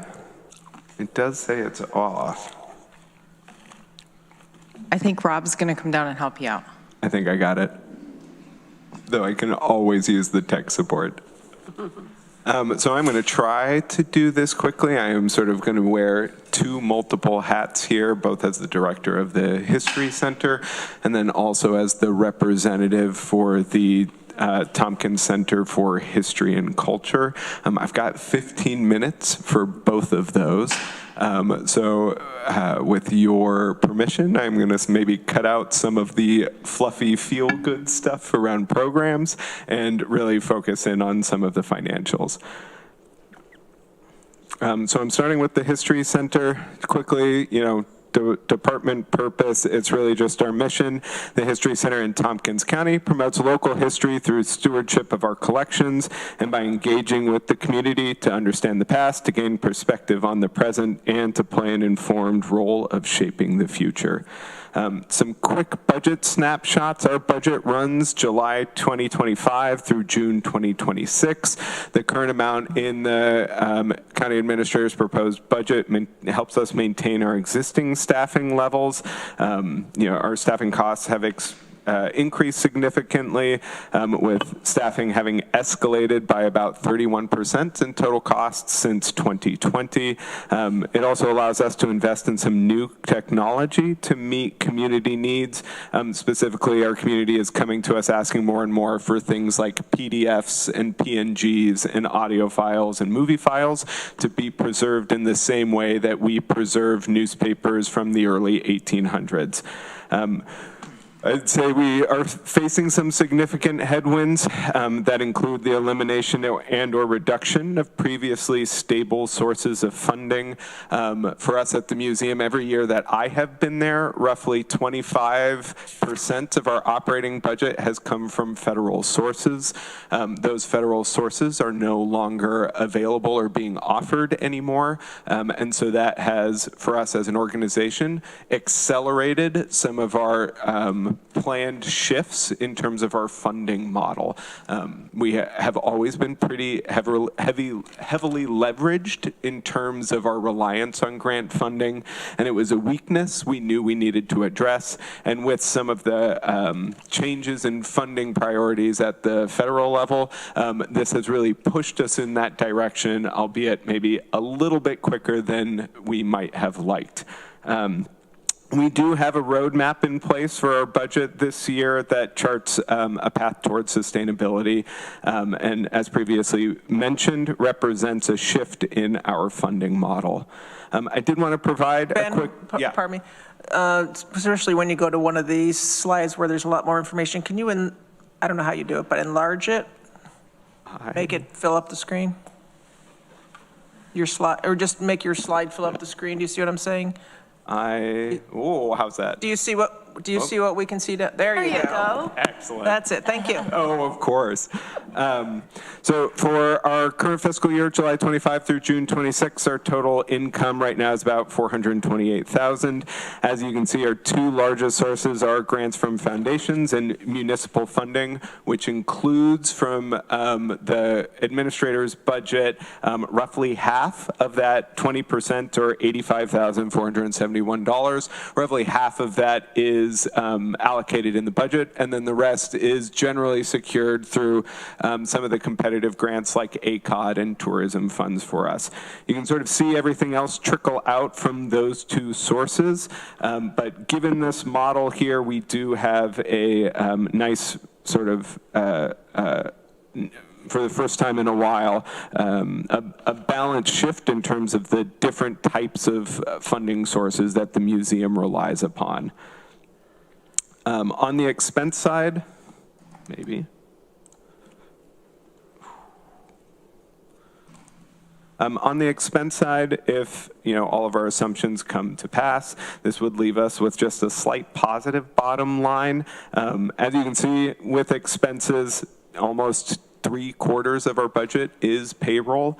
That is maybe not uncommon in a lot of cultural organizations, that so much of what we do in terms of program and services is done by the people who staff our organization.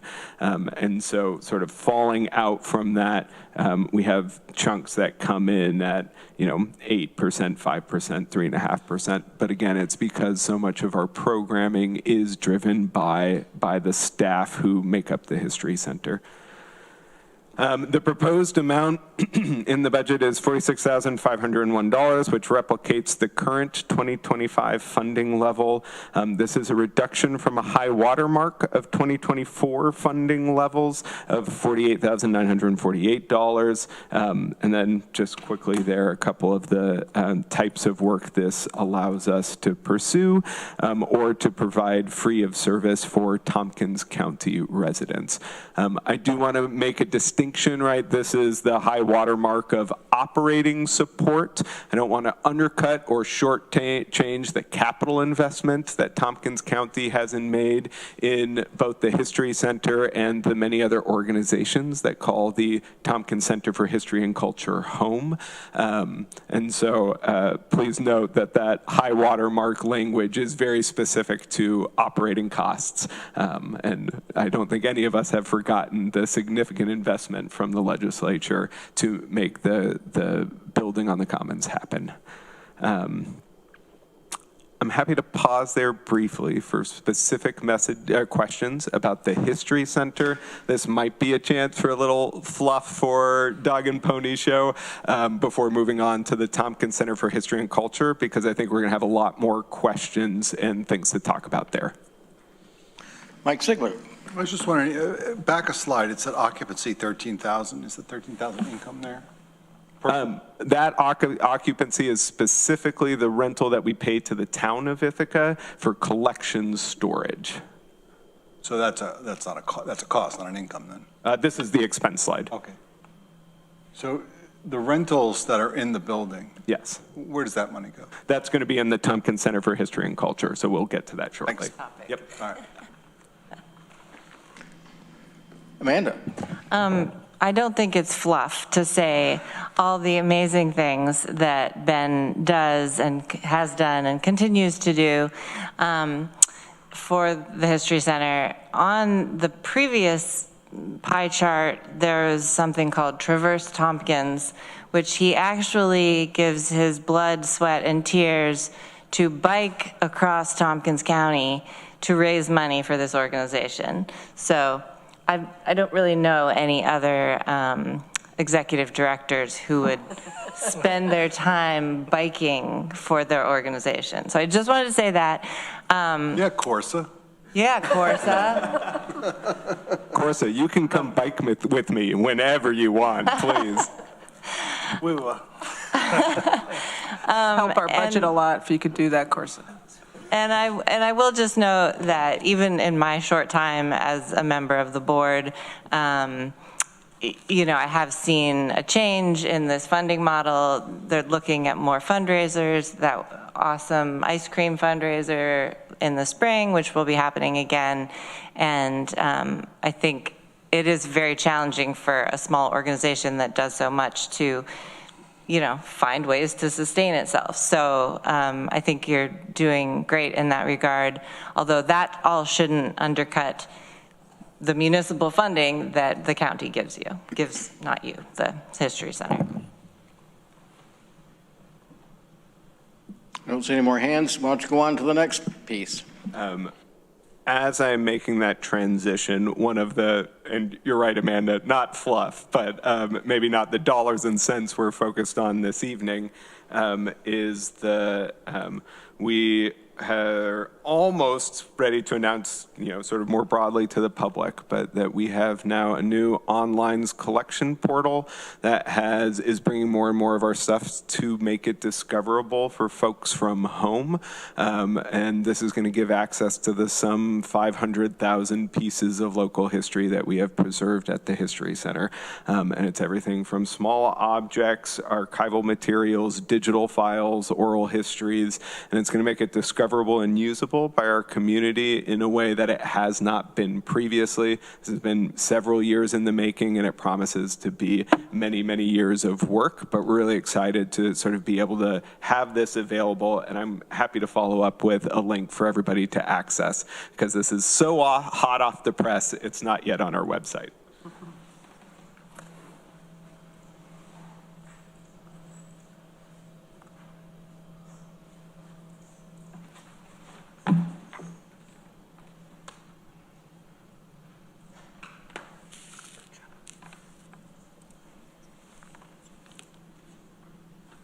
Is that, sweet. Okay, so now I'm taking off my hat as the director of the History Center, and I'm now putting on my hat as the principal in terms of the management agreement that Tompkins County has signed with the History Center for the management of the Tompkins Center for History and Culture. There's a lot of language up here in terms of department purpose, but it's really underscoring the investment that you all put into supporting a lot of key local community organizations, both nonprofits and projects. So really that last bullet point, I want to make sure you see all 13 nonprofits that are in this building, and that includes another 40 project groups that the Center for Transformative Action supports. So we have over 50 organizations who are utilizing this resource, all of them doing work that centers sort of community education programming in a really profound and powerful way. The operating agreement that we have signed currently runs through the end of calendar year 2026. This agreement includes the management of utilities, public use and access of the space, immediate response to building and infrastructure needs, and coordination between the many public organizations who aren't in the building but utilize it for a variety of public programs and public meetings. This original agreement was put into place during the heyday of COVID-19 lockdowns, and we will need to, in the coming years, spend some time looking at it to assess what has changed in sort of capacity to deliver and address these critical services.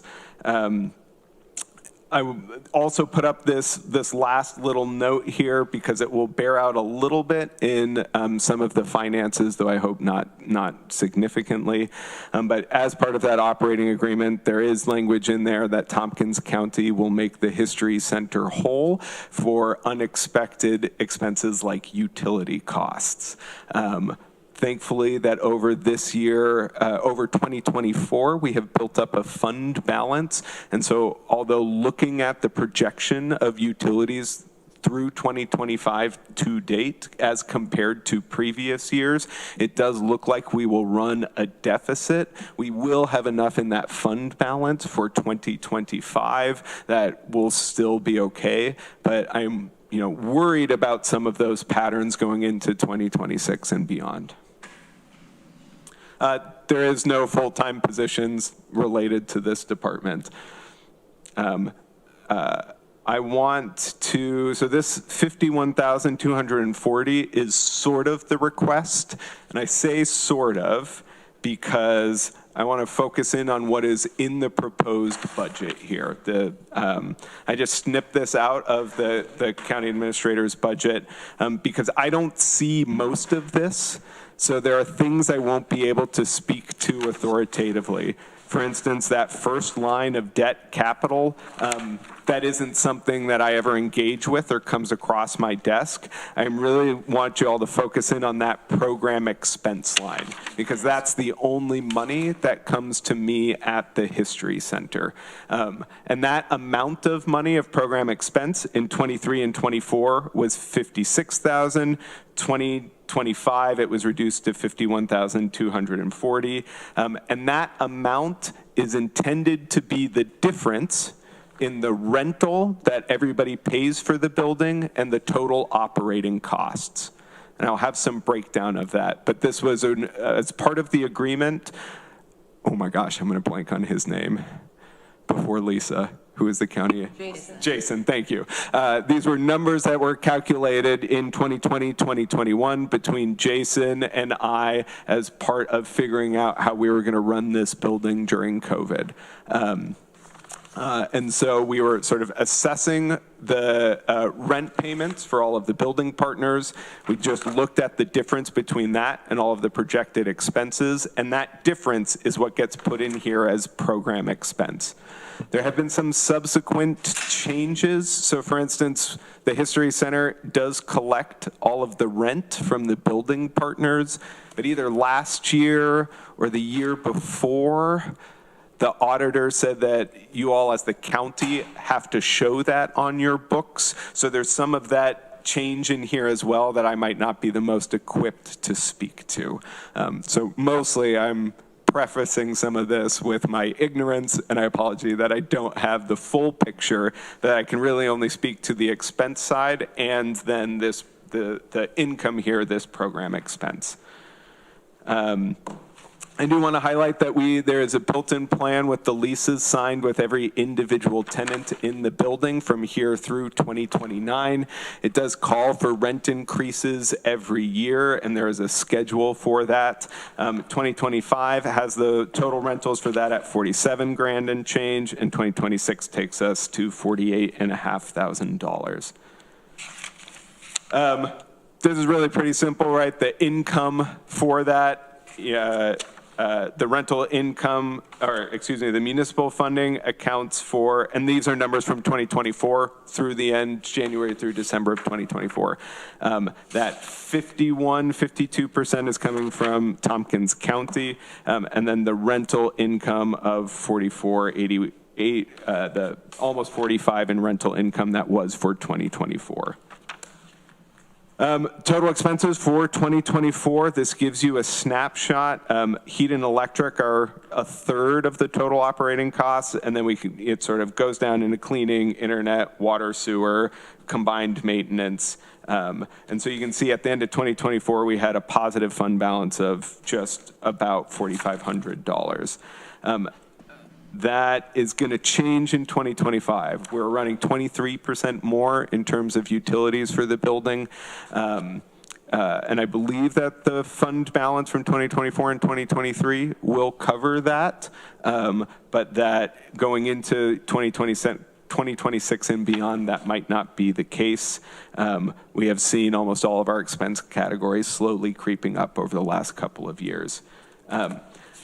It's important to note, I have been working with all of your, and I just have to be very complimentary. I love working with your facilities team. They are responsive. They're really are doing an incredible job with us at the Tompkins Center for History and Culture. So I definitely want to shout out Dana and the rest of his team and Arel, that I very much appreciate all of their ongoing support. And so we've been looking at the heating and cooling systems in the building, which are antiquated and beginning to fail. We replaced some of them when the restoration of that building happened, but some of them were maintained. And so that is going to be a cost that I think is coming sooner a little sooner than we had all hoped. The facility guys have done a great job of sort of getting those machines to limp along and get to the next year. But more and more we are having problems, and I think those problems are contributing to the escalated utilities costs we are seeing, which can't really just be accounted for in terms of the actual use per unit. We are working towards finding additional funding for this. So because you have a bunch of nonprofit partners in the building, that means there might be some sources of funding that you all as Tompkins County can't tap into on your own right. So right now we've just started a phase 1 NYSERDA Flex Tech study of the building that then we can use to go after funding that is available specifically for capital projects for arts and culture organizations. That is something I'm working with Arel on, and I'm hopeful that we can bring some money to the table as partners in the building, in addition to all that you all as the county bring to the project. And then no enhancements in the budget. So now I'm happy to take all the questions after that info dump. Well, great. We're going to start with Deborah Dawson. Yes, thank you. Thanks, Ben. Yeah. It's always good to see you. I wish I'd won those jewels. But a couple of times now, you've mentioned using fund balance for various reasons.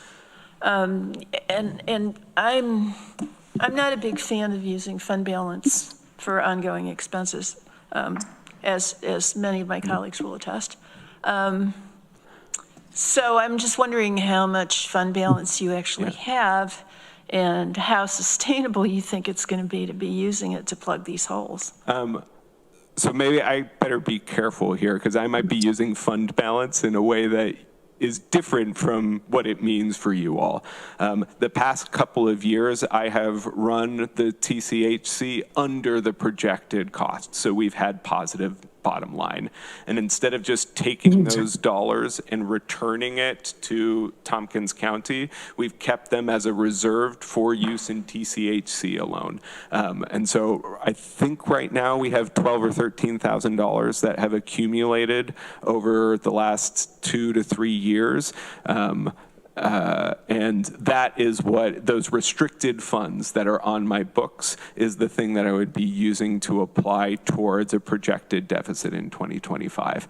And those funds are restricted on our end to only use on the building costs, but that you're 100% right. That's not like a long-term sustainability. And that will need to be, I think, part of our conversations when looking at that operating agreement and the funding piece of it. I do believe, and again, this I can't speak to totally authoritatively, but that on your all's end, you have a building improvement fund for our building specifically that every year has had some money socked into it.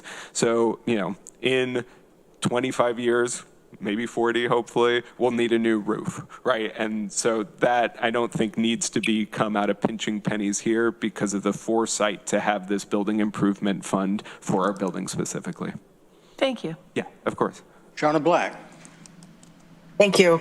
Thanks, Ben, for being the property manager. I'm not sure whenever you accepted this job, you knew this was going to be a duty as assigned, but thank you for doing it. It's definitely a labor of love. I wanted to just, I guess, check in with Corsa because whenever we bought this building years ago, the whole idea was that we can offer rents at a below market rate to the nonprofits in our area and really help them out. But the idea as well was for it to be sustainable and that we wouldn't be supporting it as a county. If everyone will remember, we used casino money in order to purchase this building. So we don't have a mortgage. So I guess, you know, the question I have, if we have a certain amount of maintenance coming up or maintenance on an annual basis, and then we know we're going to have some big capital projects, you know, redoing a HVAC system is going to cost a lot of money. I mean, we might have to do something we don't typically want to do, and that's, you know, charging people more to stay in that building. I personally just would have a hard time using any tax revenue to support this building that I know we have tenants for. Okay, Randy Brown. Yes, thanks, Ben. I enjoy going to the History Center. It's always a nice, quiet walk through, and appreciate it. I've got questions. So I wasn't here when the building was purchased. So the county owns the building 100%. You pay the utilities out of your budget, okay? All maintenance costs come out of your budget or just from us? It's a mixture, so there's a little bit in there for me to respond to small things. I think where this management agreement came out of, it was largely driven by, I think, especially at the height of the pandemic, Jason was worried about the limited staff's ability to be managing a bunch of small requests. And so there's a little bit of money in the budget to respond to some small maintenance things, but if there is, like a water leak or something like that, then it's your staff or, the facility staff who's coming to address something like that. So any serious capital expense is on us? Yeah. Okay. The use of the facility, the larger room you have, do you feel it's being utilized as much as you'd like, or do you need more people to use it? What are your thoughts on that? The limiting factor right now is me, because I am essentially the labor to involve it, to allow outside groups to use the space. And so I'm probably there 3 to 4 evenings out of the week, including the weekends, to facilitate outside use of the space. I think there are more people who would like to use this space, but I'm running myself pretty ragged. I heard from Susan at the library that she was interested in working with you, with the library and support. So maybe that's something you could talk about, because it's a nice space. Yeah, and recognizing, I think, some of the previous comments, right, that it was tax dollars in one way or another that is allowing this space to exist, and so many cultural organizations to thrive in that space, that there feels a real responsibility to make sure that it is usable and accessible to the public. Thank you. Amanda Champion. Yeah, thanks, Ben. This is definitely an agreement that is always a little bit hard to pin down, like what everybody's responsibility is and where the money comes from. And so I just want to be clear, when you say it's your money, it's not your money. It's not the History Center money. It's Correct. Money that you are utilizing to take care of some of these things. Correct. So just so people realize, the History Center is a separate entity than this building and what we have created for this building. And Ben does do a lot of work in managing, talking to all the different nonprofits in there. There's a monthly governance meeting that only a handful of the nonprofits actually attend. And so there's a lot of, herding of cats. And I don't want to speak for you, but I'm not sure it's sustainable for Ben as the director of the History Center to really continue doing this over the long term. And it might make sense for next year to really rethink, and the county may need to pay a property manager, or pay an additional salary to Ben for doing this. In terms of the rental space, Ben and I have talked about that. We've talked with the county attorney earlier in the year, and there's definitely a lot of income potential there, but someone has to manage it. And as of right now, if an organization, one of the organizations in the building, gets somebody interested in a rental, they turn it over to Ben and say, you deal with this. So there's a question of, maybe they need to be responsible, or maybe, maybe Ben can do it, but then he would get the profits, or, the History Center would get the profits. So it's very complicated, much more than I ever expected, and I appreciate having learned, but yeah, and it's not like a fund balance. There's not a lot of funds that go in. Well, no, that's why I asked. It's very little. Randy again, and then Mike. Yeah, a question on the building. Has the building, like a survey analysis of the building itself been done recently, besides what you're working on as far as the utility side? Not while I have been there. I believe there is one on file with facilities from all of the capital work that went into when the county purchased the building and did all of the renovations for it, but not since then. And you mentioned that there were some funds that were put aside for some building work. Is that money that you hang on to, or money we hang on to at the county? We have it, it appears that we have it in the fund that is dedicated to that enterprise. If you could let me know what that is at some point, that'd be great. The amount? Yeah. Sure, I just want to verify it with Daryl before. Yeah, no problem. Yep. Okay, thanks. Mike? Oh, I just wanted to ask, can you go back to the expense page? And I'm going to risk looking silly here. Yeah. I mean, internet's $1,000 a month. So this is like 4 different internet services. It includes a public one, and it includes different ones for different floors for the organizations that are on there. And water sewer's $1,000 a month? Yeah, I mean, billed, How many showers are you taking? I mean, I wish we had put in a shower system, given my. I don't want to say commercial kitchen yet again. Right, that's exactly right. It's fine. All right, no, those two jumped out at me. But, all right. Yeah. Thanks. Okay. I just want to say, I think county's decision to move ahead and with this purchase of this building and the idea that we had to have the History Center come in and all of the other entities come in has been one of our greatest successes. And it's no small part due to the help of the History Center and its board, and certainly you, Ben, as a manager, and the boards and directors of the other agencies that are there, working together. I think this is something that we all can be very, very proud of. And it's going to be there for years, and I think the citizens of Tompkins County are happy with it. And I would maybe just reinforce that as well, Mike, that I think given the challenges over the last 5 years, there would likely be some of the nonprofits in our building who wouldn't exist right now without the stability and partnership of you all in Tompkins County in that space. And that the reason we're all still here on the other side of, from 2019 to now, is because of that space, the partnerships, and the strength and capacity that has provided to all of us. Anything else? Ben, thank you very much for being here tonight and your presentations. Very, very clear. We're going to take 10 minutes now or so. Let's be back at 25 after.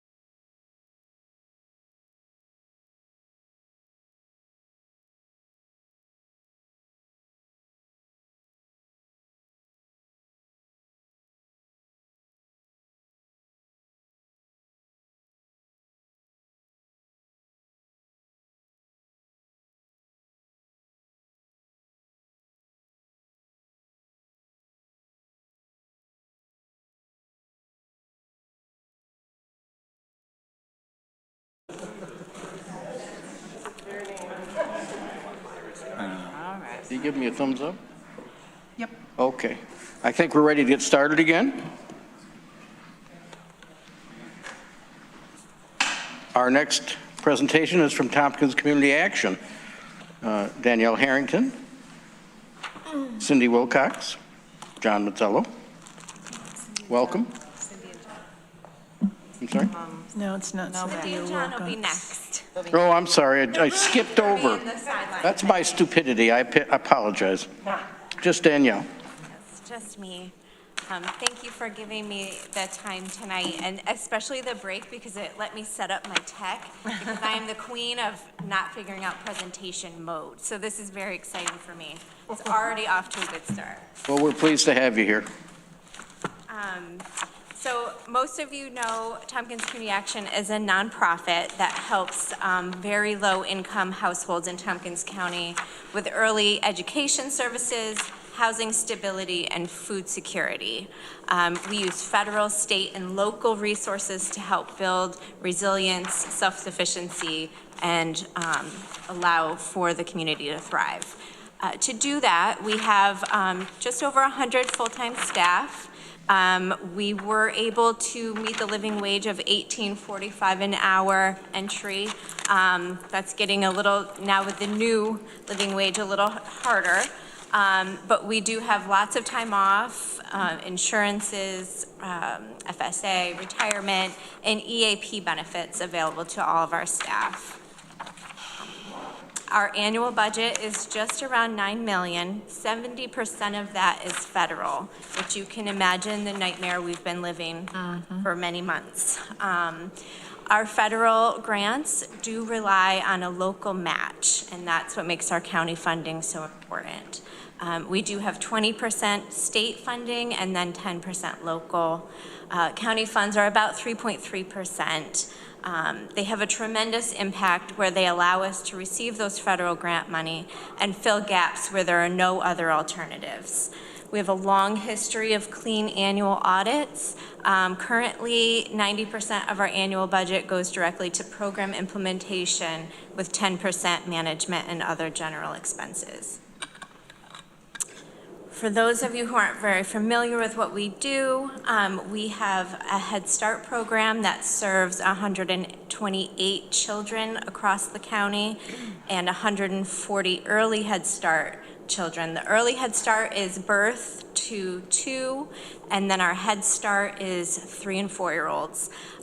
For those of you who've known us a long time, our Head Start numbers have been reduced with the introduction of UPK and widening that out. The older kids went to UPK, leaving us with an opportunity to expand our early childhood. And we all know how challenging it is to find childcare anywhere.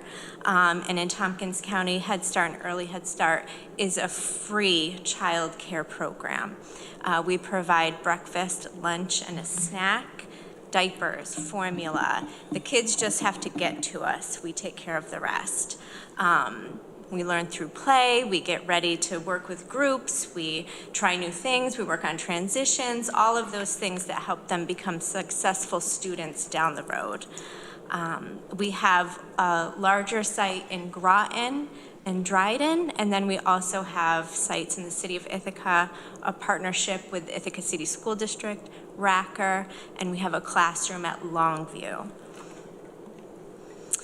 We also do a primary school family support program for those kids moving from Head Start into elementary school to help provide support for the families through that transition, attending parent-teacher conferences, struggling with attendance. We jump in, we try to be as helpful as possible to ensure that smooth transition up into the 2nd grade. And then we have family literacy programs where we have book packets that all the families get, and by the end of the year they have a home library. And with that is community programs with the Science Center and all kinds of things that provide our families with access to things they don't normally have access to. For housing stability, we have a housing choice voucher program, which is also known as Section 8, that provides rental subsidy for income-eligible households based on their household composition. and income. The program focuses on securing and maintaining safe housing. And with that, we have enhancements such as the homeownership program, where you can transition your rental assistance into mortgage assistance. Family self-sufficiency program, which is about getting an increase in your household earned income and achieving goals. And a Making Moves mobility program, which helps families with children move into rental housing with better school districts and opportunities for that household. The picture on the slide is an example of a prior homeowner. And we have noticed that as our families buy houses, they reach a level of stability where they don't need the financial assistance anymore. They leave the program and they have equity and an asset in their home that they can pass on to their children. Our supportive housing program, we have 135 units of permanent housing with intensive support services. It helps keep or move individuals and households out of the shelter system quickly. We do that at Magnolia House, Chartwell House, Amici House, and Corn Street Apartments. We're not very creative with our names. We provide supportive services to permanent housing units, 40 at Art House and 40 at Asteri. The picture is a group picnic where the residents made the meal and talk about all sorts of things, building community. For food security, our emergency food pantry provides 3 days worth of food every 2 weeks, tailored to the household size and preference by doing an online or phone order. And you pick it up like you would a pickup at Wegmans, or we have very limited delivery, and we serve approximately 120 households per week. Like I said, we use our county funds to match the federal grant match. For Head Start, our program grant is about $4.4 million, so we have to come up with $1 million of match for that. To do that, we use county funds, we use in-kind, we use all of our community partnerships to reach that milestone match. We use it to support the TC Action-owned supportive housing programs. They're federally funded in part, so we use the county funds to support that. And we use the county funds to make our emergency food pantry budget whole. We just requested maintenance of effort, the same request as last year. Our philosophy is always to request the least amount because we know that resources are scarce. This year is even more scarce than prior years. And we maximize all of our other supports. If there are other grants or donations that we can use towards match, we use those as well. Reducing the funding by the $27,000 puts our federal grants in jeopardy. Program reductions won't be dollar for dollar. We don't know what the federal administration will do if we can't meet our non-federal share match. They could reduce us a little bit. They could just close the program. It's really unpredictable at this point, as you guys know. Potential Head Start loss to the community includes reduction of full-time jobs and free childcare slots. Those childcare slots also come with the family support to find employment, education, and those kind of family partner activities that our staff do. The cut also is a potential reduction for our supportive housing staffing and services that are provided that are key to make sure that those programs work to the best that they can. So the reductions to us will impact the entire county. We bring those millions of grant dollars to the community and we spend them in the community. We collaborate with other organizations rather than duplicate the services. We hire Head Start families and people with lived experience. We provide the ongoing training and career development to move them out of poverty to support our mission. and we spend thousands of dollars locally on a weekly basis to support our programs. The food for those Head Start lunch, breakfast, and snacks. We use local contractors and businesses for our supplies and expenses. That's the detail. And we are not asking for any enhancements or anything. We were just asking for maintenance of effort.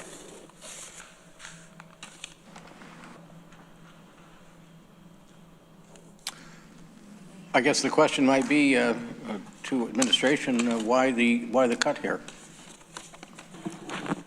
Yeah, I think my response would be similar to the earlier responses, just to right-size the budget and be able to make sure we fit within the expectation of the legislatures and the guidance that were provided.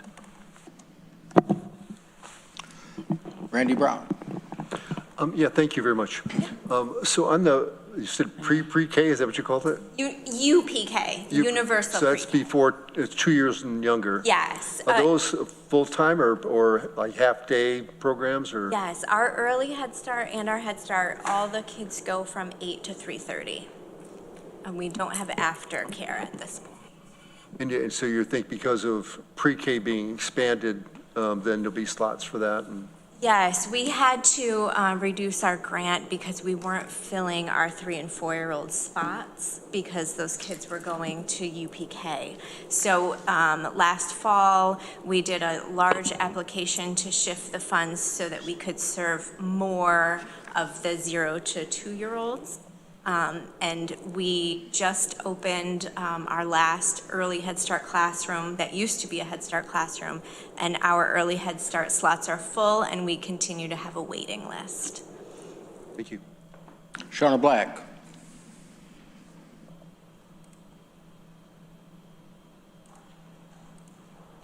Sorry about that. I was wondering, can you tell us if you do not receive the additional funding, do you foresee this being something that we would see an increase in other services that might be needed?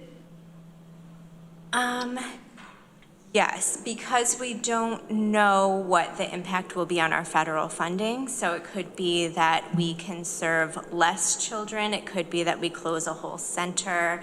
For our housing component, it could mean that we have less staff because we have leases. We can't just kick people out, which means less oversight and less safe communities. I think what I'm referring to is a need for more fund services. Ideally, we contribute to Tompkins Community Action, and it's more or less a preventative step, and it helps people. You know, if we don't create the funding mechanism for that, then unfortunately we could see more police calls, more CPS calls, more issues that the county would have to step in on. Yes, thank you. That's a great point. We certainly support a lot of our young families and help identify resources to do that preventative work so that it's not a CPS call, that the family learns how to meet the needs in a better way.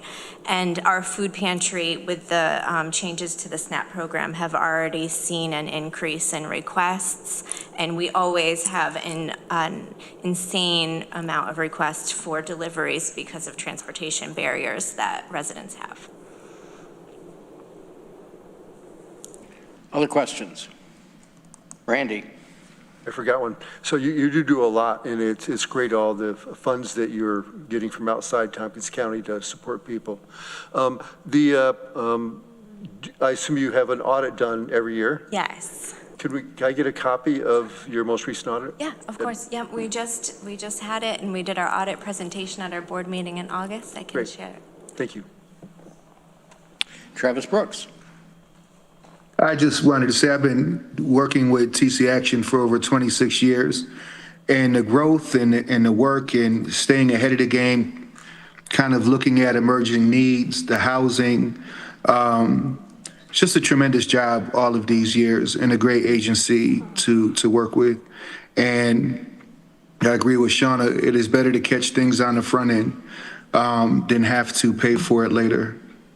And you do both. You get young people in the housing, you get young people in front of classrooms and daycare. Just amazing work that you all do. And you find a lot of money on your own. I wanted to ask about the housing. I still remember when Amici House was being built, the idea was that it might be shorter term for the residents there as they transitioned out. Is that working? It is. Amici House, and I can also share specific highlights to that program. We have residents finishing high school, graduating with their class. We have residents getting their high school equivalency, going to work, joining in programs like HETP at GIAC and the College Upstate Initiative, and really taking advantage of everything that's offered. It is permanent housing, so they can stay as long as they need to. However, 18 to 25-year-olds generally don't want people in their face all the time. But when they move out, there's this moment where they always reach back out and say, man, you know, we wish we were still there. We're glad we can still call you. So I always call them the initial residents that moved in 2019.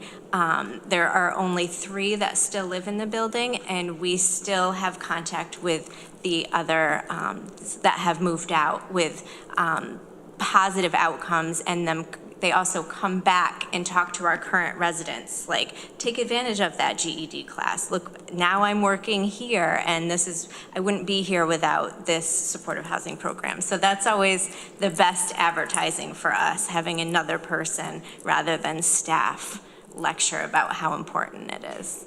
That's very nice to hear. Other questions? Well, Danielle, thank you so much for your presentation tonight. Thank you.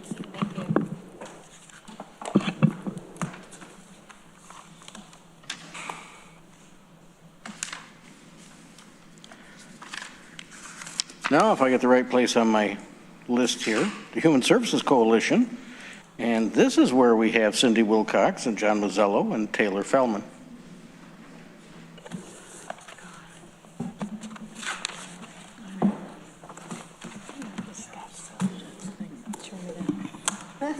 Welcome, folks. Thank you. Thank you. Thank you. Was this the thing you all sent out? Yeah, you do have it electronic. You should have it. Oh, thank you. Let me ask.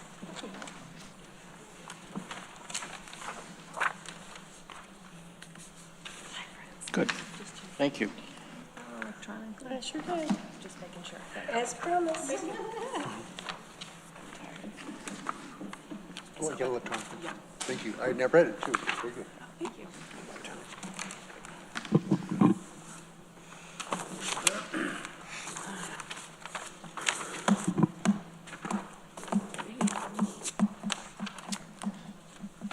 Whenever you're ready. Good evening. Hi. Hello. Hello. Hello. Welcome. Hi. Thank you. Thank you, Michael. Thank you, legislators and administrators, for inviting us tonight. So we have, as usual, 2 presentations. We have the Human Services Coalition operating presentation, and then we have the Community Agency Funding Review Process presentation. So we're going to start with HSC. That's quicker.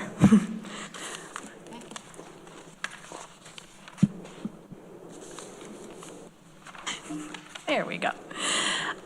So I'm not going to read the slides to you, but I do want to say that the first bullet, which is kind of really what our purpose is, we had really advanced effective and equitable health and human services across Tompkins County.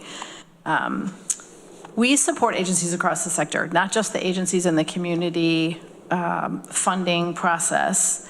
And, you know, in an environment, the environment that agencies are working in, you've heard a lot of them already during these budget presentations. The budgets are declining. There's lowered opportunity for career paths in the not-for-profit sector. There are higher operational costs. There's a lot more uncertainty, both financially and policy-wise. And even in that environment, hundreds of Tompkins County residents are receiving high-quality services from not-for-profit organizations across the county. We are a resilient group. We are a dedicated and committed group. And I would say that HSC's job is to really help equip those organizations to do the job that they're doing. A lot of our work we can quantify, which we're going to in a minute, but I do want to just take a moment to reflect on some of the work that's harder to quantify, but is really important to an effective service delivery system, which is, I think, kind of HSC's special sauce. It's kind of our unique position in the sector. People and organizations and leaders and stakeholders, policymakers, administrators, they come to us for a lot of things. Advice, technical assistance, resources, connections to funding, a shoulder to cry on sometimes, all kinds of different information, data, to drive discussions and decisions. That's a really unique place to be, and it is kind of hard to quantify, but it's really important. Sometimes we kind of act as the translator, right? So HHS, HEDC, some of these public and private kind of level setting and shared understanding of issues and data and you know, kind of the context of the sector, so we can work together to provide the most effective service across the county. And then, of course, we're the convener, right? We're kind of one of the things we're most known for, which is basically putting people in the same room to dialogue, to spark partnerships and spark collaboration and problem solve together some of the big, wicked problems in our community. So I am very proud to be a part of the HSC organization and look forward to continuing serving the county as we do. Do things always go perfectly? They do not. Are there opportunities to improve how we do things and working together? Yes, there are opportunities to do that. And HSC really tries to kind of leverage that unique position to kind of balance the ecosystem when necessary. So we'll continue to do that. Good evening, everyone. I have the privilege to share a little bit about all the things that we do. I also will not read everything, but just share this wall of programs with you and let you know that support for these comes from about 40 different funding sources. We have 4 big program areas: human services planning, which is a lot of what Cindy talked about, our health planning and our health planning council, 211 information and referral helpline, and our housing initiatives. And each of these programs supports not-for-profit organizations, other organizations, and their leaders, their boards of directors, government personnel such as yourselves, private funders and foundations, and of course, community members in Tompkins County. You can see the range of services here on the slide that we deliver, and we're proud to partner with the county in lots of different areas. For example, through our health planning work, working closely with Tompkins County Whole Health and their community health improvement work to be able to bring voices of the community and partners together to plan and identify gaps and needs. Working with planning and sustainability to deliver the new Tompkins County one-call, one-click transportation center through 211, providing additional support for people and meeting their transportation needs.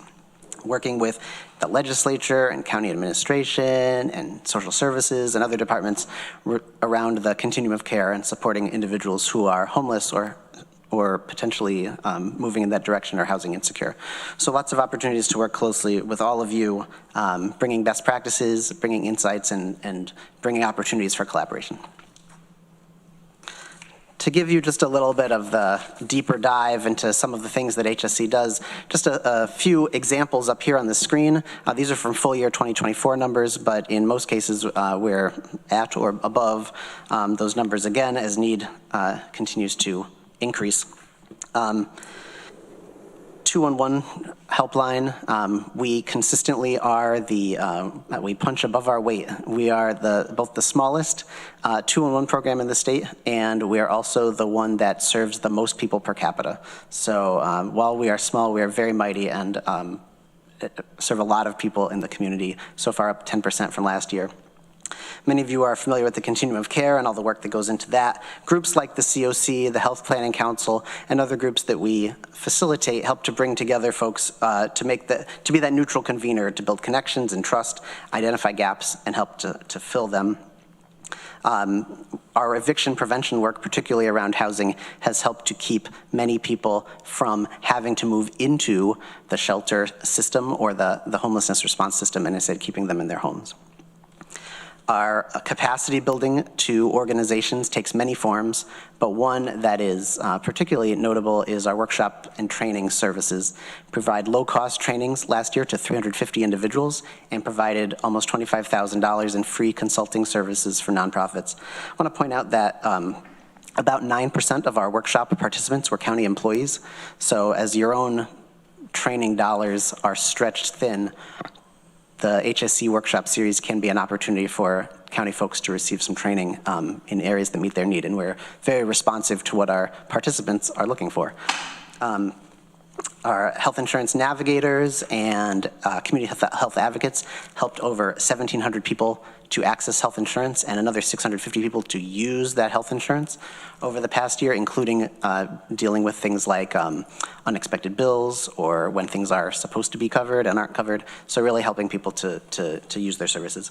And finally, working together to build more and better services and partnership has taken a really concrete form over the last year. Working in partnership with Cayuga Health, we've created the Community Health and Resource Network, which is a new network of providers who are working together to communicate referrals and needs and information between healthcare and human services better. We've got a small cohort of 13 organizations that have so far done more than 700 referrals, and that was just in our testing pilot phase. And we're moving into the next round this fall to really open it up more broadly, and so we're recruiting new organizations. So that's a very cool success story of health and human services together.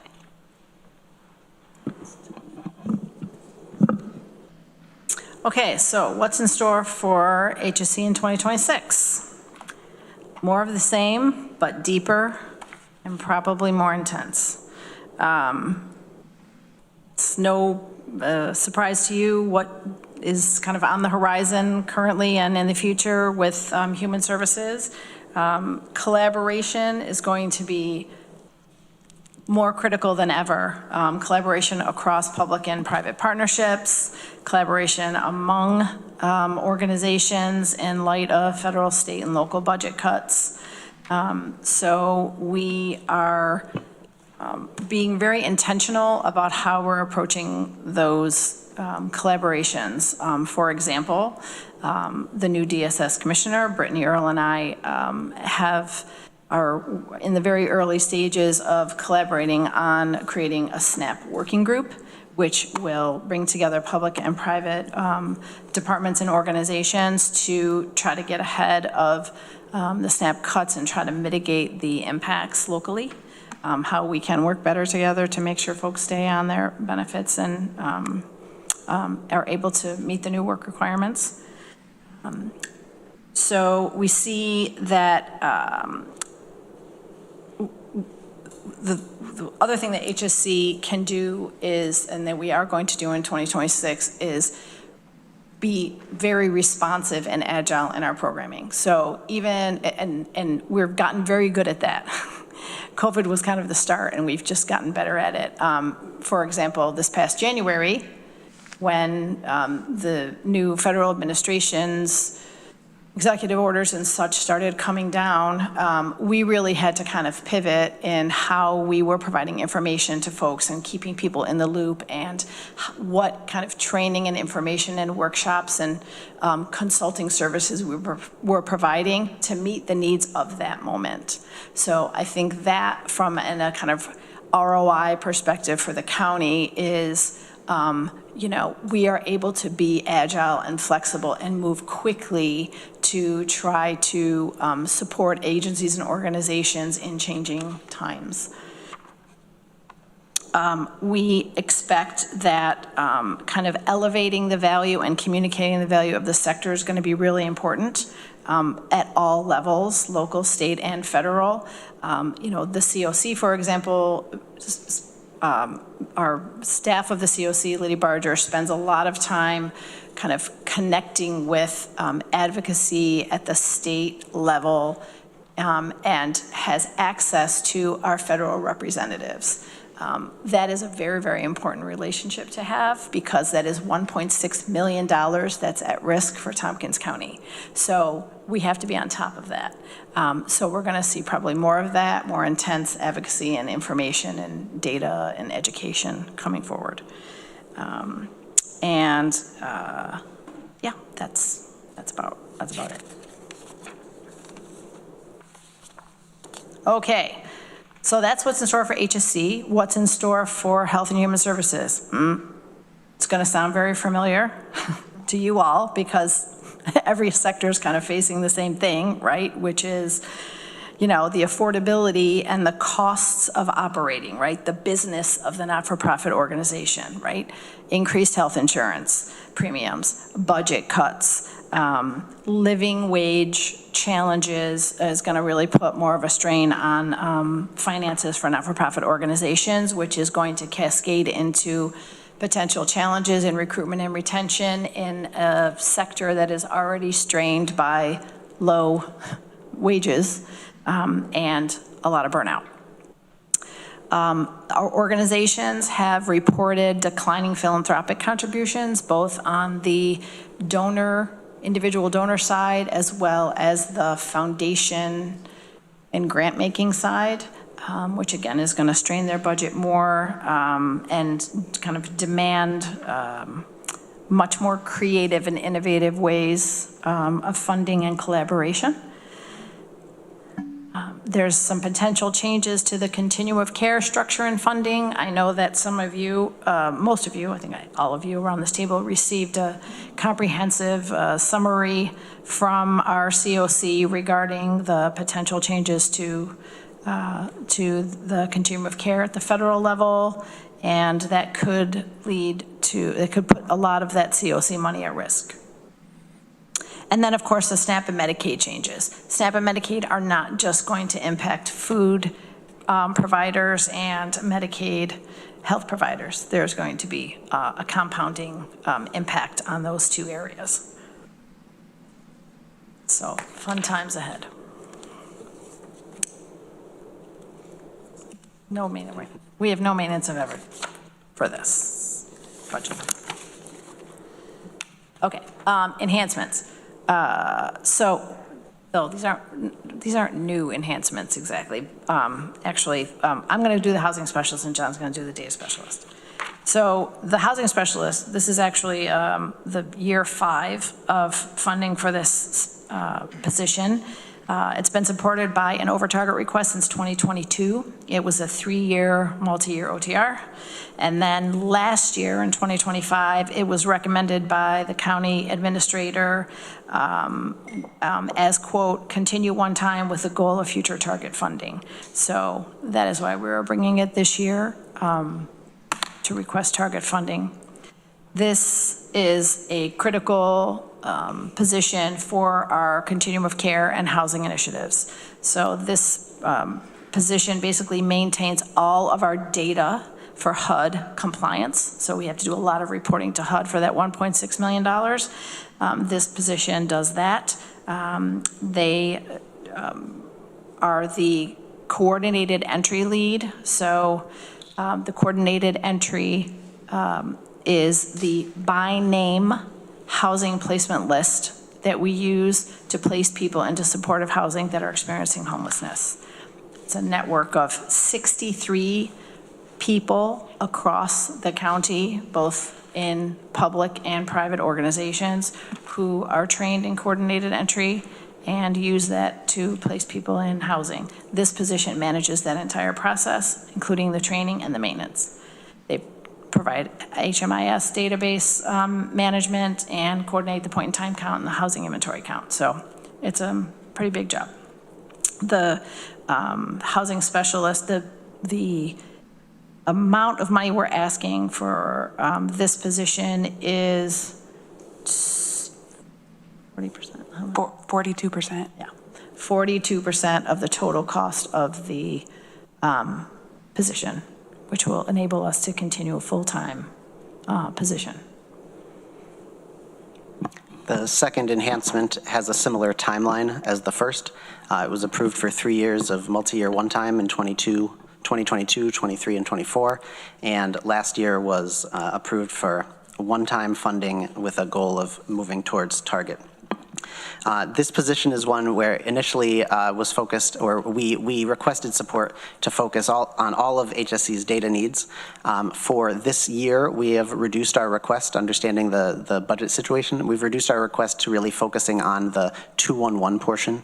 As you heard, we're a small 211 program. We were, until this position was supported, the only 211 program in the state without a dedicated database manager. Making a referral when you have lots of moving parts in a community is a challenging work.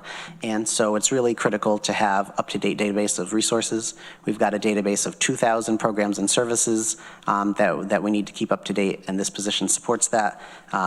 Not only maintains the database of services, but also helps us to understand the needs that are being asked, help us to identify trends that we can then share with partners, including with county partners and others, so that we can have a little bit of a pulse on the needs. 211 for sure is understanding what's really driving people to request assistance, and so be able to share that information with others.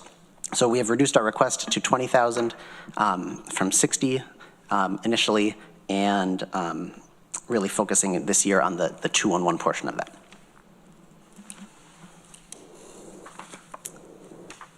That concludes our HSC presentation. Other questions? I know I have Deborah Dawson. Yeah, thank you. Thanks for the presentation. So you mentioned that 42% of the cost of the COC housing specialist is this $30,000. Where is the other 52% coming from? A portion of it, all of it comes from our federal funding through HUD for the COC. It's our HUD COC planning funds. Okay, thank you. Couldn't remember if it was a portion of it. Other questions? Aye. It's getting late. Great. Yeah, getting tired. If you come at 10, we're comatose. Just saying. Or we won't be here. Right. Okay, part 2. So this is the Human Services Coalition Community Agencies Funding Review Process. And I'll start. I'll start with this one. So we just want to begin by thanking you for the partnership through this process. Not only a partnership with HSC and the county, but also remind you that this is a partnership between the county and the city of Ithaca, with a significant portion of the funding that comes in for this funding coming from city sales tax collections. I want to draw your attention just as at the beginning here to the purpose of this funding and our goals that we have for supporting you and the agencies that participate. So our goals are to provide a structured process for agencies that are seeking county support, to consider each applicant individually, treating them equitably, to leverage our expertise and our role in the community human services system to be able to make strong recommendations to you, to support the needs of the county legislature, county administration, and of course the agencies that are applying themselves, and to support service provision in alignment with county needs and goals. I also want to say that, over the past few years, we've talked a little bit at these meetings and at HSS, and we're already having the conversations with county administration and our board and our review committee around planning for next year. This really feels like the moment to look again at this process and to do what we should be doing every few years, which is making sure that it continues to meet everyone's needs. We've got a new county administrator who's now been through one cycle of this process. We'll have a number of new legislators next year. We've got this constellation of budget cuts and policy changes. So really a time to be looking at what are the needs of the county and the agencies and how can this funding respond. Another a big piece of that is now that the county has a strategic operations plan. So you'll see in the materials that we handed out, because this was the first cycle where we had that plan, we've now identified the various different ways that the agencies support that plan. And so that will continue to be an important part of the process moving forward. So more to come on that. We've already got our calendars ready when the budget process is over. We'll be meeting with Corsa and Norma and others to look at this for next year and bring that back to Health and Human Services for you. So here I won't read all the names, but just to show you the members of our 2026 Funding Review Committee.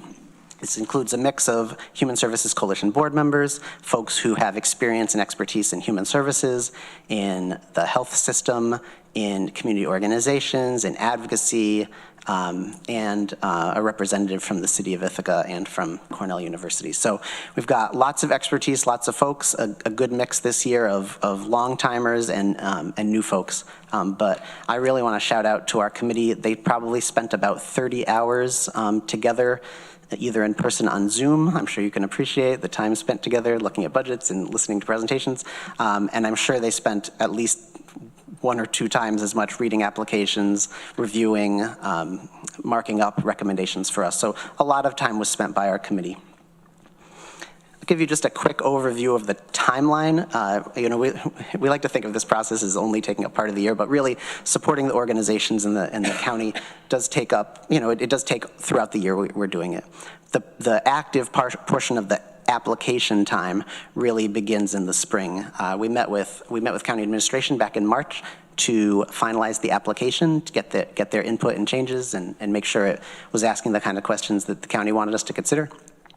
Applications were open and posted. There was a press release. They were posted on the Human Services listserv and spread far and wide. In April and May, our committee met in May and June, meeting with each of the applicants and hearing their requests and asking them questions in a process kind of similar to this.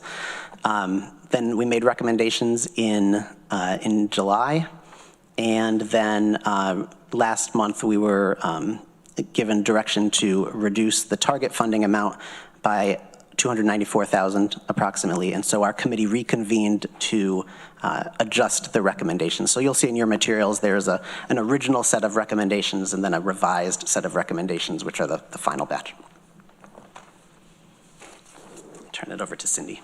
Okay. Okay, so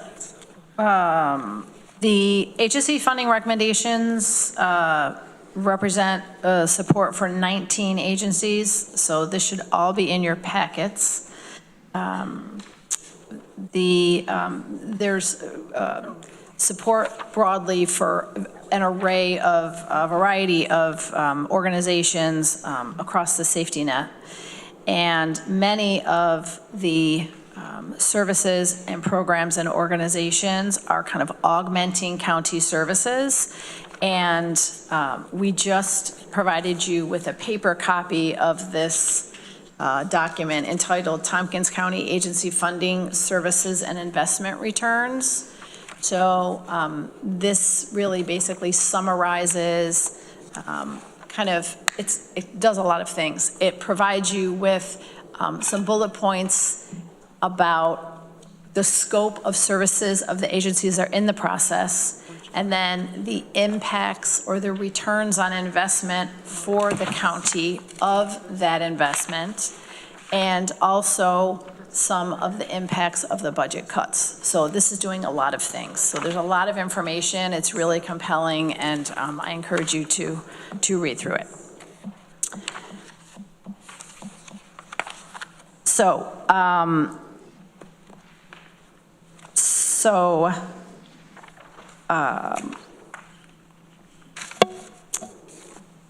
we also want, just to go back to the alignment with the strategic operations plan and priorities, that is one of the things that we asked organizations to do.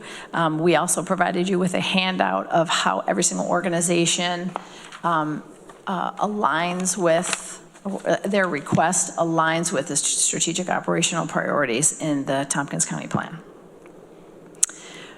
So this funding is really critical for organizations, and we do appreciate, again, the partnership that we have with the county in these budget requests and these awards. For this year, the impacts of the budget cuts are pretty significant across the board. We just wanted to give you an idea of the actual impact, the difference in the target funding from year to year. So the proposed 2026 target of $873,000 represents a 25.2% decrease in the target funding from 2025. That's the local share.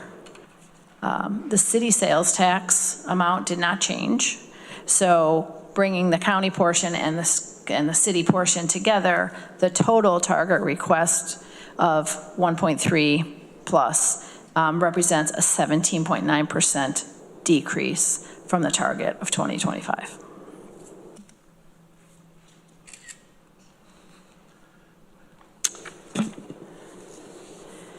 So, as I said earlier, we are expecting, we're already seeing an increase in the demand for services. So, and we are seeing that quantified with our mid-year reports that we're receiving from the community agencies, that demand is increasing in many areas. So this, coupled with all the other things that I had mentioned before, will definitely put a strain on safety net organizations even further. But the impact to the county is really significant, and it is outlined in your handout. There is, I know Travis had just mentioned, and Shauna mentioned kind of the investment in kind of the upstream services. These organizations and the funding that you are supporting really are upstream services. They're being provided at a lower cost, and they are being provided before, excuse me, before those higher costs services kick in for the county. So it's really a lot of cost avoidance for you in the longer term.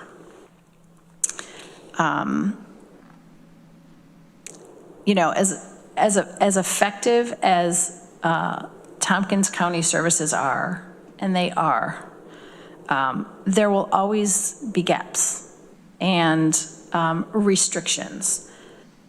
Not-for-profit organizations can really help fill those gaps. They can do it with more agility and more flexibility. They're not as restrained sometimes with certain regulatory requirements and things like that.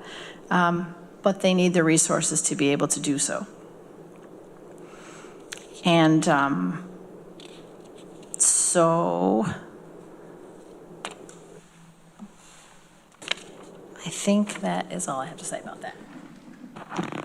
All right, thank you. I'll wrap up here by going through the enhancements that we've proposed.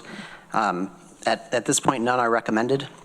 And I just want to avert any confusion and mention again, there was a previous batch of enhancements that were recommended by the Human Services Coalition's committee that were included in the first round, and we did update those with Norma. So if you do see some other ones, what ended up happening was when the larger cut to the target was announced, our committee went back and, in consultation with county administration, looking at some of the requests that were very unlikely to be supported, the committee did make some recommendations, which I will address here. And so some that we initially had been recommended were removed, and some other ones were put in.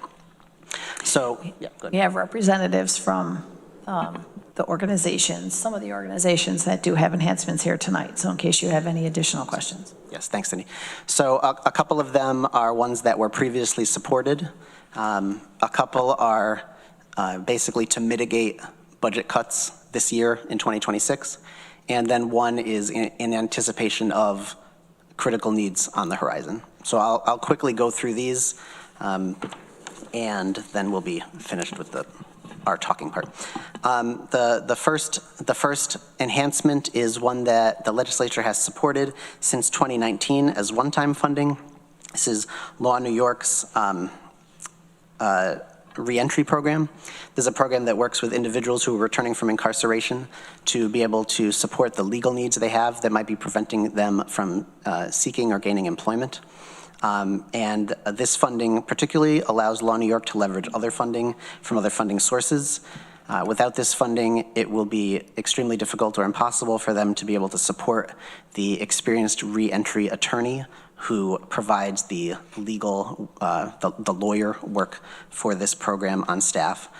This is a program where, as Cindy and others have mentioned, kind of work at the beginning leads to better outcomes later.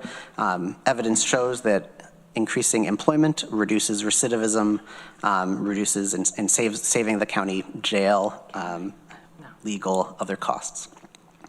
The second enhancement is one that also has been supported by the legislature last year. It was supported last year with the sense of a 3-year one-time funding. I know that the legislature has been very supportive of making sure that food services for Tompkins County residents remain strong and meet the need. We saw last year, during the year, that some of the pantries and other food distribution sites were running low on their lines of credit, and we were able to find some funding through HSC and through some community partners to be able to shore that up. And so last year, you all approved additional funding to maintain that higher level. This funding is recommended this year for the Community Food Coalition. That's the network of food pantries and other food distribution sites. This year, the Food Bank of the Southern Tier, who's the partner with the pantry network, they have recommended, they and the Community Food Coalition are requesting the funding go directly to the Community Food Coalition to enable the pantries to be able to purchase local foods, purchase culturally appropriate foods for people who are seeking foods in that are more comfortable, familiar, and appropriate for their cultural diets, and to be able to purchase other foods that are not available through the food bank's normal purchasing stream through their ability to purchase. So working together, they've requested that this funding be continued and it be more flexible and go directly to the network of pantries, which is now a fiscally sponsored organization of its own, so they can receive that funding directly. So it's the same amount of money in that OTR, but just to allow a little bit more flexibility that the food bank is unable to do long term. They have figured out a way to do it this year with their funding, but they cannot do that in the future to purchase other things that are outside their normal line. The third enhancement is one that is really in response to the budget cut. This is for Downtown Ithaca Children's Center.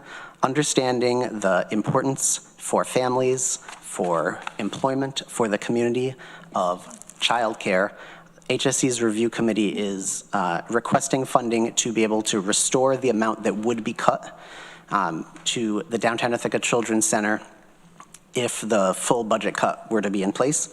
And this funding, as you may know, supports the gap between the amount of the child care subsidy that is received for subsidized families and the actual cost of providing child care. Like all fields, the cost of child care is going up, the cost to organizations are going up, and in order to be able to retain and maintain that workforce to be able to provide those spots, the committee felt strongly to recommend or request additional funding to be able to just keep the funding level where it was in 2025. Similar, our fourth enhancement. I talked for a minute ago about funding going to the Community Food Coalition. That was an over-target request last year. What this next one is, number 4, is really to maintain the target level from where it was last year for food. So this would be $19,000, which, if you use the amazing number from the food bank of 3 meals for $1 is roughly 60,000 meals for Tompkins County residents or more. So that is just to maintain the status quo and not an increase in funding, but it would be to mitigate the cut. The fifth is the one that is looking forward. Reach Medical, many of you know, is an organization that provides really critical medical, clinical services and other services for individuals in the community, especially individuals who are on Medicaid or who are uninsured. They are seeing a gap in their ability to provide maternal and reproductive health services because they lack an ultrasound machine. This request would support roughly half of the cost of that, allowing them to provide both diagnostic and reproductive ultrasound services for the clients or the patients they serve. And finally, our last enhancement. This is another one that was approved by the legislature as a multi-year over target request last year, and this is to support OAR's Sunflower House. OAR's Sunflower House is a facility which was originally supported by funding through the legislature to get started through a partnership with OAR, INHS, Ultimate Reentry Opportunity, and others.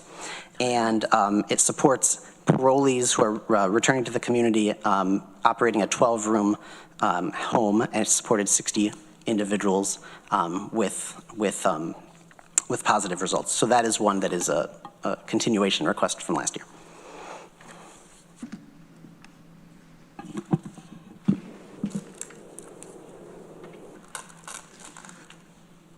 Does that complete your presentation? Yes. Okay. Let's get some questions. Deborah, and then Veronica. Thank you. So I'm a little confused because these numbers don't add up to 294. In our book, it says that the Reach Medical ask is 115,000. On your slide, it's 57.5. So which is it? So a couple things for that. So the book that you may be looking at was and I thought it was corrected. I thought it was corrected. Our apologies if it wasn't. That was the original round of recommendations prior to the cut. So that was reduced in acknowledgement of the budget situation. So the ones on the screen are correct. They do not add up to the 294, and this is the slide that we were given. The request column is all enhancements, and that negative 294 is in the target. Okay, thank you. Veronica? I had I guess a statement question thing, but if it helps, the handout that they passed out today and also that we got in our emails earlier today does have, it took me a while to find it after one of you was mentioning it, but I'm probably showing something that's like white balanced out of visibility. But a chart with a bunch of small numbers that once I found it, it does clearly list the 2026 agency requests, then original 2026 review committee recommendations. And I don't have a printed book, but it sounds like that is maybe what went into the pages in the printed book to start. But then on the right, revised 2026 review committee recommendations, and that matches what I see in the online book and also what I see on the screen. And my statement, I guess, was, this is awful. The cuts here and the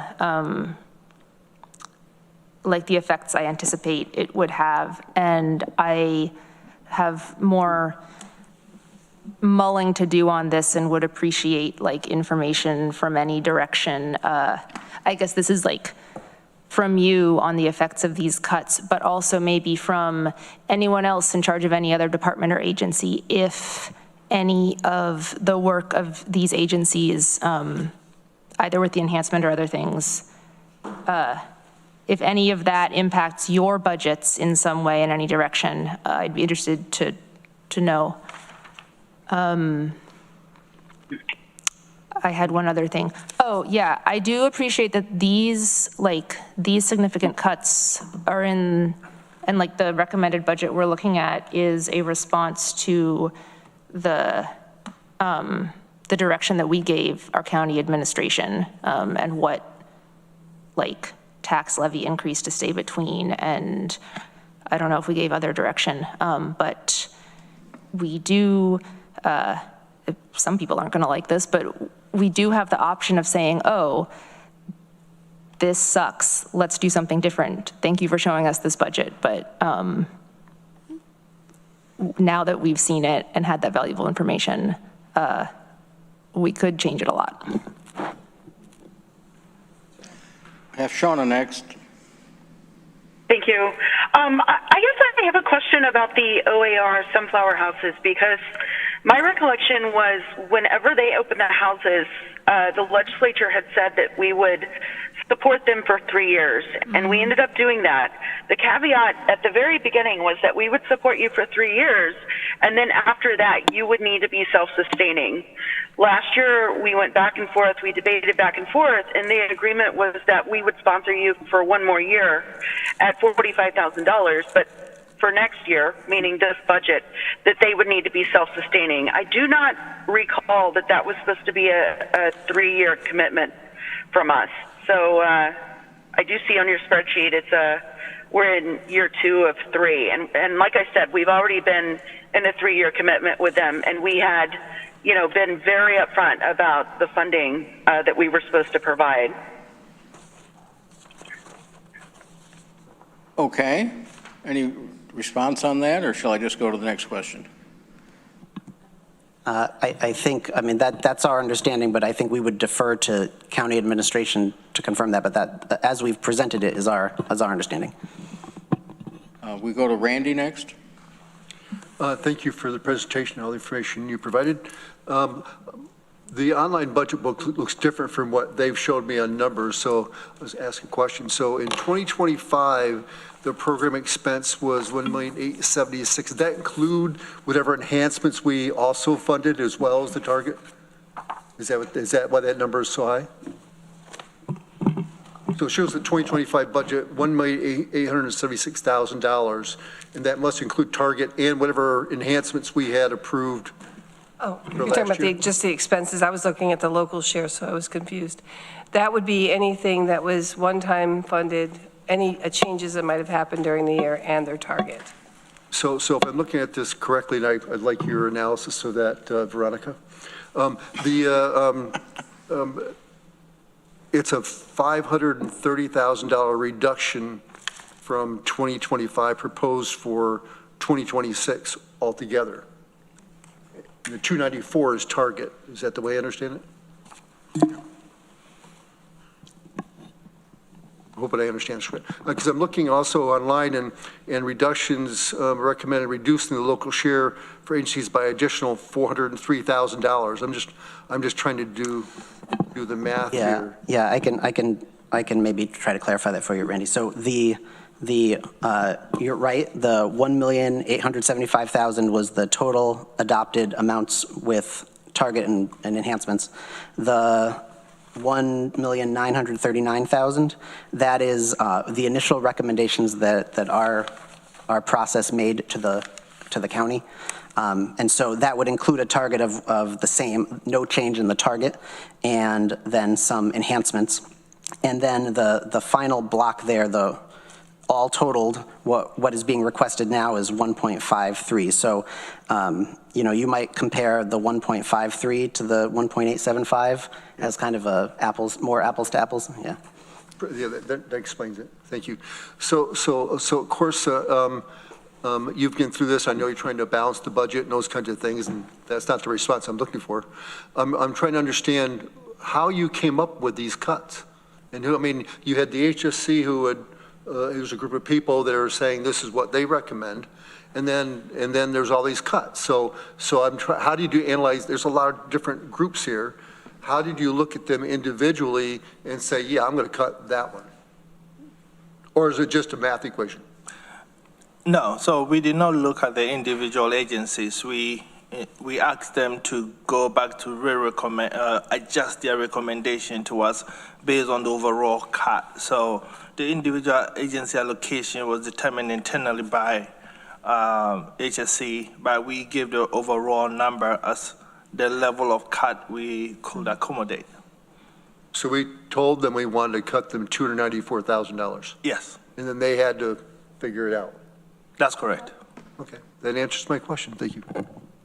Amanda? Well, I need to follow up on that because I still don't understand. And this is like 25% of a cut, whereas the History Center didn't get any percent of cut, whereas CCE got a different percentage of cut. And so that's fine. Every agency, every department is different, but I'm not seeing, I don't know why. And I think one of the things that we talked about at the beginning of this process of our budget, when we had budget meetings earlier in the year, is, you know, and what we were told was that it was going to, you know, we're going to go through it with a fine-tooth comb. We're going to decide, you know, you've cut very clearly in some of the departments, like things that are cut, but I don't know why. Where did you get the number $294,612? Okay, what I can say to that is we looked at the overall picture of how the agencies are funded and the breakdown of their expenses and also what goes to what, where, and how. Because this specific one is local tax dollars support. So that's 100%. But where did $294,612 come from? Like, was it printing? Was it fuel? I mean, like, I just don't understand. Was it just a percentage? We just said we want to pick 25.3% and cut them that. I just don't understand. Yeah, I think our analysis, we looked at the various fund and support over the number of years and then did some projections and came up with that number. And we sent it over to them to see how that will be distributed down to the individual agencies. Right. I guess if I can see your calculations or I can see, you know, show me your work. Like, I don't understand why some departments and some agencies are getting cut a certain amount and others are not. Yes. Ann Corman. Thank you. As Veronica said, I think this sucks. Is it something like that? Well, anyway, those are, if not, that's my words. I appreciate what was said before about agencies in the community, nonprofit agencies can be more nimble. They're generally upstream. And when people fall through those nets that are upstream, then there's bigger issues and often trauma and multiple issues, not just this. If you say tracked food, or housing support, if you're not getting one of those things, often that multiplies into other issues too, that are often more costly, cumbersome. Then you have to if it's through the county, it's really laborious application process, and how do you do it? I know it's really hard. So I just wanted to say that. I'm not sure. You know, we have to take this as a whole, so we have some hard decisions. But just one clarifying question, and regarding the food bank of the Southern Tier, you said it was what you were asking for in the number four enhancement, I think was $19,059, and that's equivalent, I think you said, to 60,000 meals? Yes, we do have a person from the food bank here if you'd like more detail on that. I don't know if you want that detail, I'm sure she could provide it. It's just by my math, that's 32 cents, unless I hit the calculator. My math is not great, but what I will say is that every dollar that we spend at the food bank provides 3 meals. So I'm assuming that was the equation. But that's a fact. We have a large wholesale purchasing power with the network of Feeding America and Feeding New York State. We're able to get all of our products at a lower cost, just much like Costco, but more. And does that leverage other monies too, or is it just that deep of a discount? It's that deep of a discount. Yeah. Okay, thank you, Sarah. Thank you. Deborah, I'm done. Never mind. you're passing? Yeah. Okay. I wanted to ask about the city sales tax contribution. And it's an odd number, and then it's the same number as last year. Is that a contractual amount, or it doesn't ride or increase with the sales tax returns? Dan has a T-shirt. That may be a better question for Norma, maybe. You want me to try? No, so it's based on the sales tax collections. It's probably a very similar number to last year because our sales tax collections were pretty well flat. So we didn't see a big increase, but it does adjust based on the changes in the sales tax, but it happens in the following year, that adjustment. So right now we're looking at the adjustments that would have been made in 2025, early. So the estimates for 2025, and then next year, based on whatever our actual collections are, we'll adjust their sales tax revenue. So this comes out of the 1%? This comes out of the 1%. This is the big flow chart that. Okay, yeah, yes. I understand. Yep. And so the figure being the same for 24 and 25 may not be accurate. It might be adjusted a little bit? It might be adjusted. Okay. Yeah. It will likely be adjusted based if the trajectory stays the same. All right, thank you. Yep. Anyone else? Thank you so much. We appreciate it. Thank you. Thank you. Very helpful to us to learn about these things.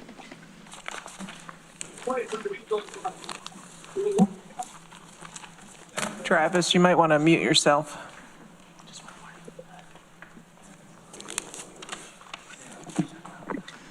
Okay, our last but not least presentation is going to be from our probation department. Dan Cornell's here. I don't know who scheduled this. That'll be shot. Oh, I haven't had a chance to. Dan, Carla, and Laura, I believe.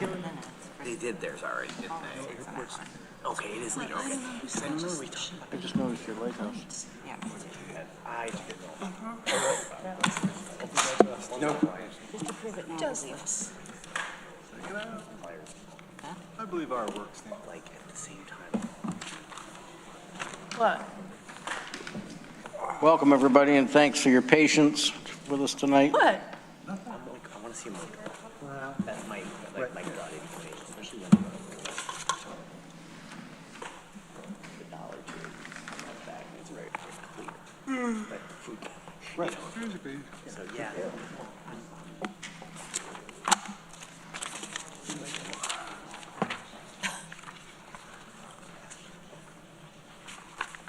This one?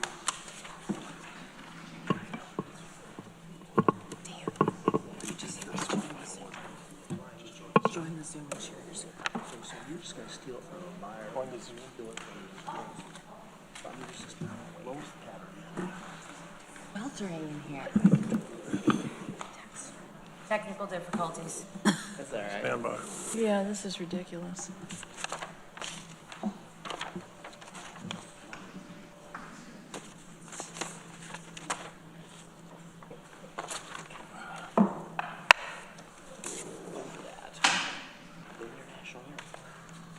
All people in North Country.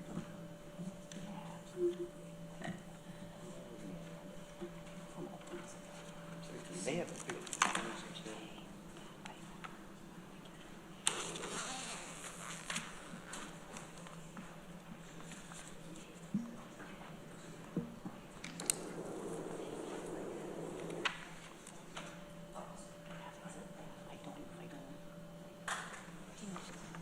Recording in progress. God, this again.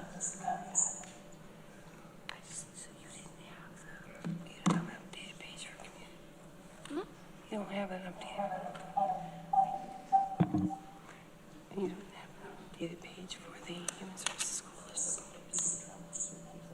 This.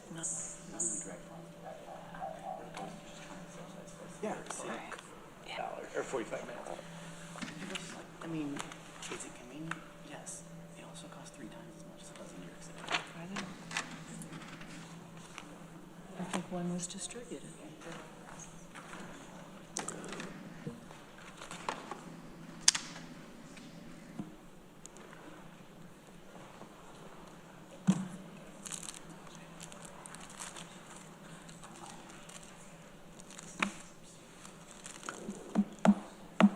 Victoria, if you can bring that up.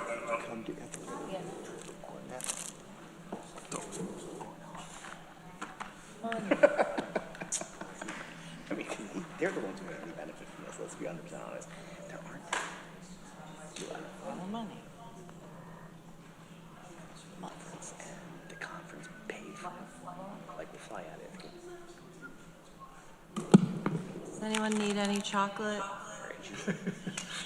Yes. Echo. Can you say that in echo? Echo, echo. I like this. Pass it down.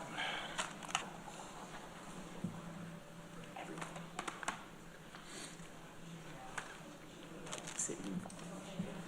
Being like, you know where I'd like to go to Ithaca? Oh, how are you going to do that? I'm going to fly to Ithaca. No, they're going to fly to Syracuse. They're going to drive to Or they're going to fly to New York City, make it a week-long trip, and then drive off. Or Elmira, direct flights to Detroit. I don't know. Oh, they do. Yeah. So that's what I'm saying. Like, I don't like joining. Just keep deferring themselves. Apologize for the delay. No problem. That would make me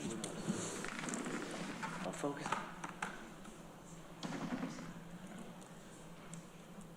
Whenever you're ready. Oh, thank you, Mr. Lane.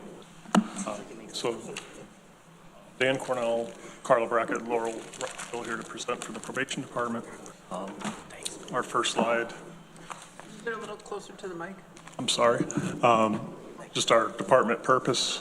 Again, I won't read the slide to you, but it covers that most of our functions are mandated by the executive law. They include intake, investigations, and supervisions, as well as provision of pretrial supervision and services. I mentioned pretrial supervision because some counties have elected to have agencies other than their probation department do their pretrial, but here in Tompkins County, the probation department provides pretrial services. I believe our presentation is pretty straightforward. If we could go to the next slide. Lists our full-time employees. We've been stable at 31 FTEs for the last 2 years and expect to be at that level for 2026 as well. Our budget snapshot, we're only asking for 2 program enhancements. One is the day reporting program, which was approved last year by the legislature as a one-time over target request. The numbers of that program had declined and the program was being looked at for elimination. I asked for a one-time over target request to sustain the program so that we could demonstrate improved utilization, which I believe we can. The other is the addition of body-worn cameras for GIV officers who are to be armed. That was a component of the legislature's approval of the proposal to arm some officers and the costs associated with that, our second program enhancement.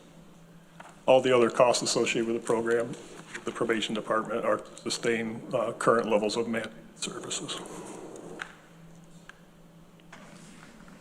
So our maintenance effort, majority of department costs relate to the provision of mandated services. The majority of that is salary and fringe. You can see in our line-by-line budget what their breakdowns are. If day reporting is not restored to the budget this year as a program enhancement, the program would seek to exist as an alternative to incarceration or an enhanced supervision option, because we wouldn't have programming or the ability to provide programming through the loss of those contracted service providers. Day reporting, I feel, has proven itself to be an important enhancement to our toolbox, provides stability to vulnerable populations as they're re-entering the community from jail, or people who are in early recovery or on pretrial services who have a lot of needs and need that stabilization in the areas of mental health, substance abuse, housing, employment assistance, and education. Next slide. Just an overview of our day reporting utilization. So as you can see, in 2020, we served 66 participants. This is where I need my glasses because I'm getting old. You're getting old, Dan. In 2021, it was actually reduced to 50. I note at the bottom that social distancing requirements of COVID-19 had required us to be able to serve fewer people. We could only serve 6 people at a time instead of up to 10 or 11, 12, which we would typically have used previously in that space. But because of the need to separate folks and give them breathing room, literally, we had to cut down on the numbers, and I believe that's reflected in the participation for those 2 years. 2022, we had 166 participants. 2023, we had 180. 2024, 174. And in 2025 to date, we've had 164.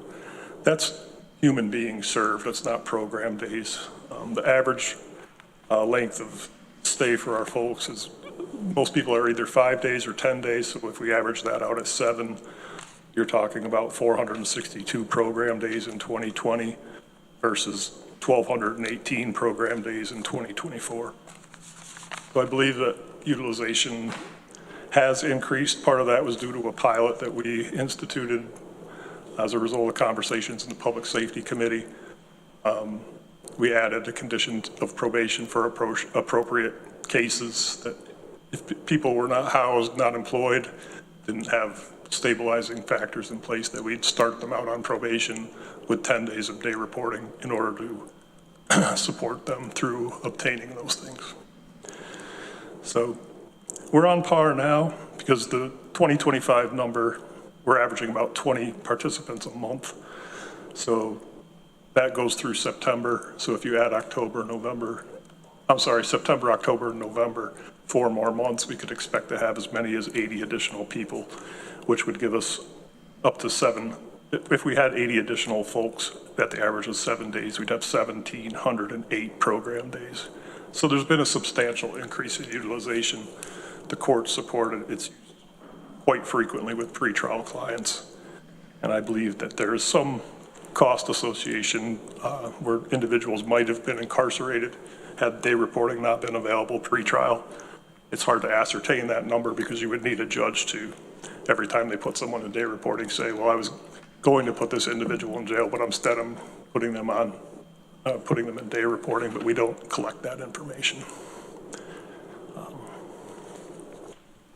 If we could look at the next slide. The cost of body-worn cameras will enhance safety of staff, the community, and will serve to provide transparency. The incorporation of body-worn cameras was mandated by the legislature's approval of arming give staff, during the arming of give staff. The cost associated with that would cover training equipment, licensing, and cloud storage for 8 body-worn cameras. There's 8 officers who will be armed, and the best practice is that each officer has their own body-worn camera because it's less confusing when that information needs to be downloaded to know who the wearer was. So each officer has their own body-worn camera, and that's pretty standard across the profession. Next slide. Just the details. Day reporting program. We're asking for $6,808 for programming. The day reporting as an ATI initiative, $37,970. And day reporting as criminal justice coordination, $3,629.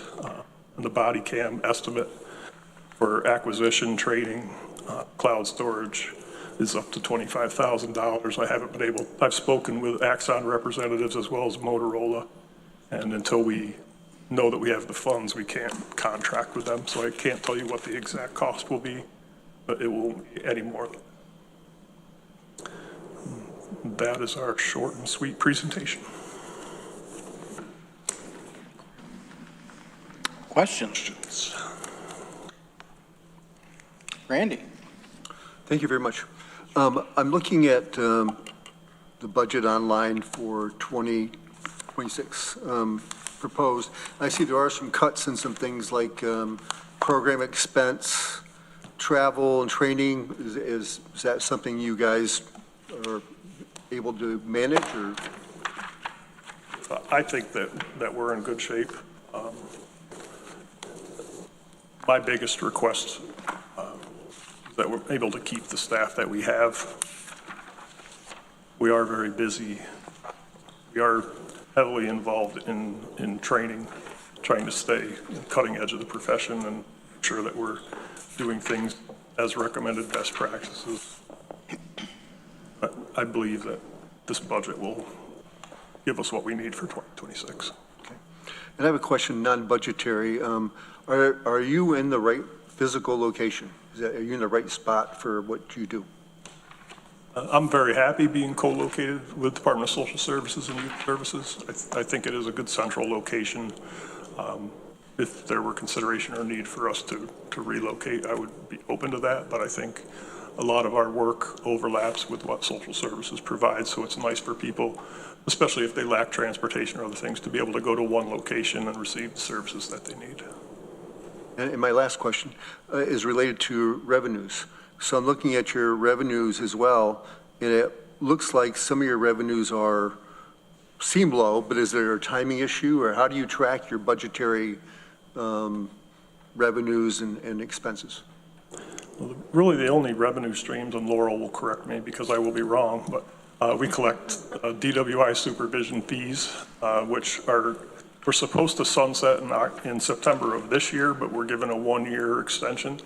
It is anticipated, the guidance I'm getting from the state level is that it will sunset next year, so we will not be able to collect supervision fee from DWI clients, which is the only supervision fee that we collect.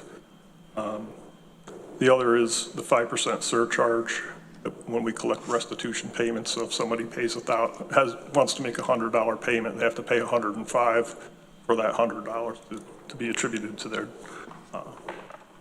their victim's restitution. And what's the other one I'm missing? Drug testing fees. Other miscellaneous. It's listed in other miscellaneous. We provide those slightly above cost because in some instances where people can't pay the $7 for the test, we scholarship them and just don't charge them if they're unable to pay. We don't want that to be an impediment to being able to test someone when we want to, because otherwise no one would have $7 when we want to test them.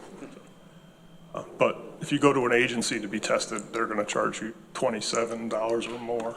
So we're doing it very cost effectively and using it as a punitive means of getting money out of our clientele. Thank you. Thank you. I wanted to ask, I think you just said that the average time in day reporting is 5 to 7 days? Most people are ordered for either 5 days or 10, so I used 7 as the average. Okay. And our software is what happens to them then? Pardon? What happens to them at the end of the 7 or the 10 days? They're no longer required to report to day reporting. The people who are on probation supervision continue to be supervised. We use it as a graduated response. It's part of our graduated response grids. It's considered a higher level graduated response because it's more restrictive. The only thing we have that's more restrictive than day reporting or requires more people is electronic monitoring.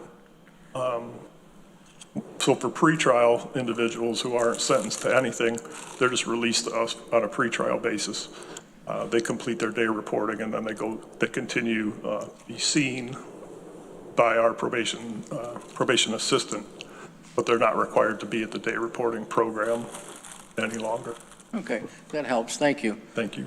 Other questions? Veronica? I have a narrow question and a broad question. The narrow question is, in your chart of FTEs, I see that there's been a probation director position that has changed into probation director 2. So congratulations, I guess, but what's that about?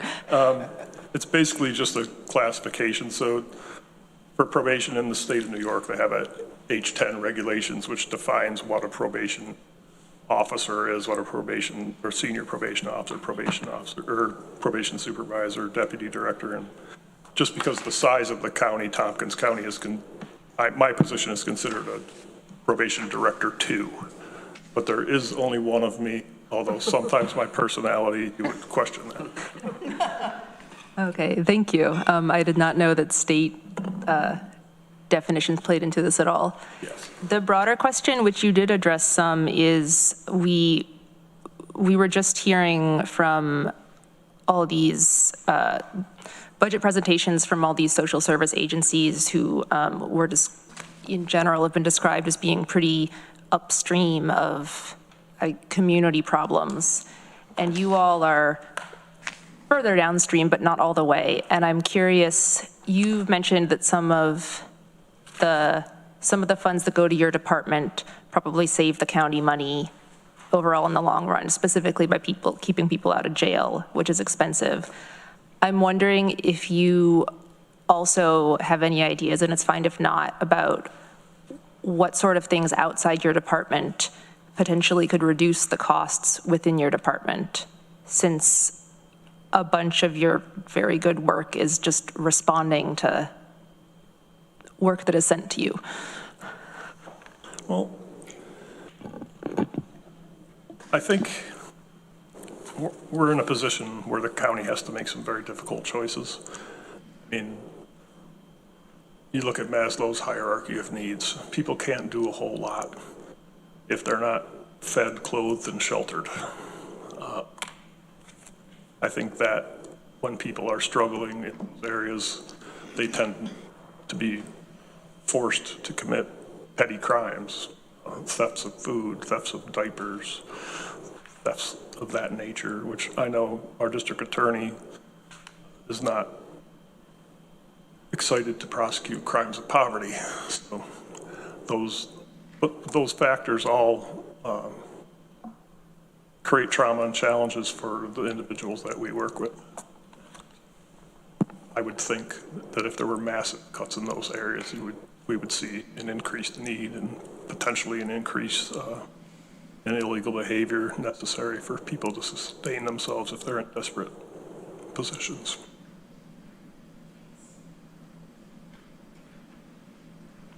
Anyone else? Folks, thank you very much for staying with us and your presentation. That was very useful. Thank you. Have a great night. Everyone, just remember, we've got another meeting this week on the 18th, which is Thursday. If I can, Mike, real quick. I just wanted to tell folks that I sent out the legislative form for you to submit your amendments. Thank you. Thank you. It's too late for me to remember the word amendment, but yeah, that's what it was. I just want to tell folks that before this meeting, Norma predicted we would end at 9, so good job. Wow. Bet on that next time. Thank you, Katrina. Thank you, Rob. Thank you, everybody.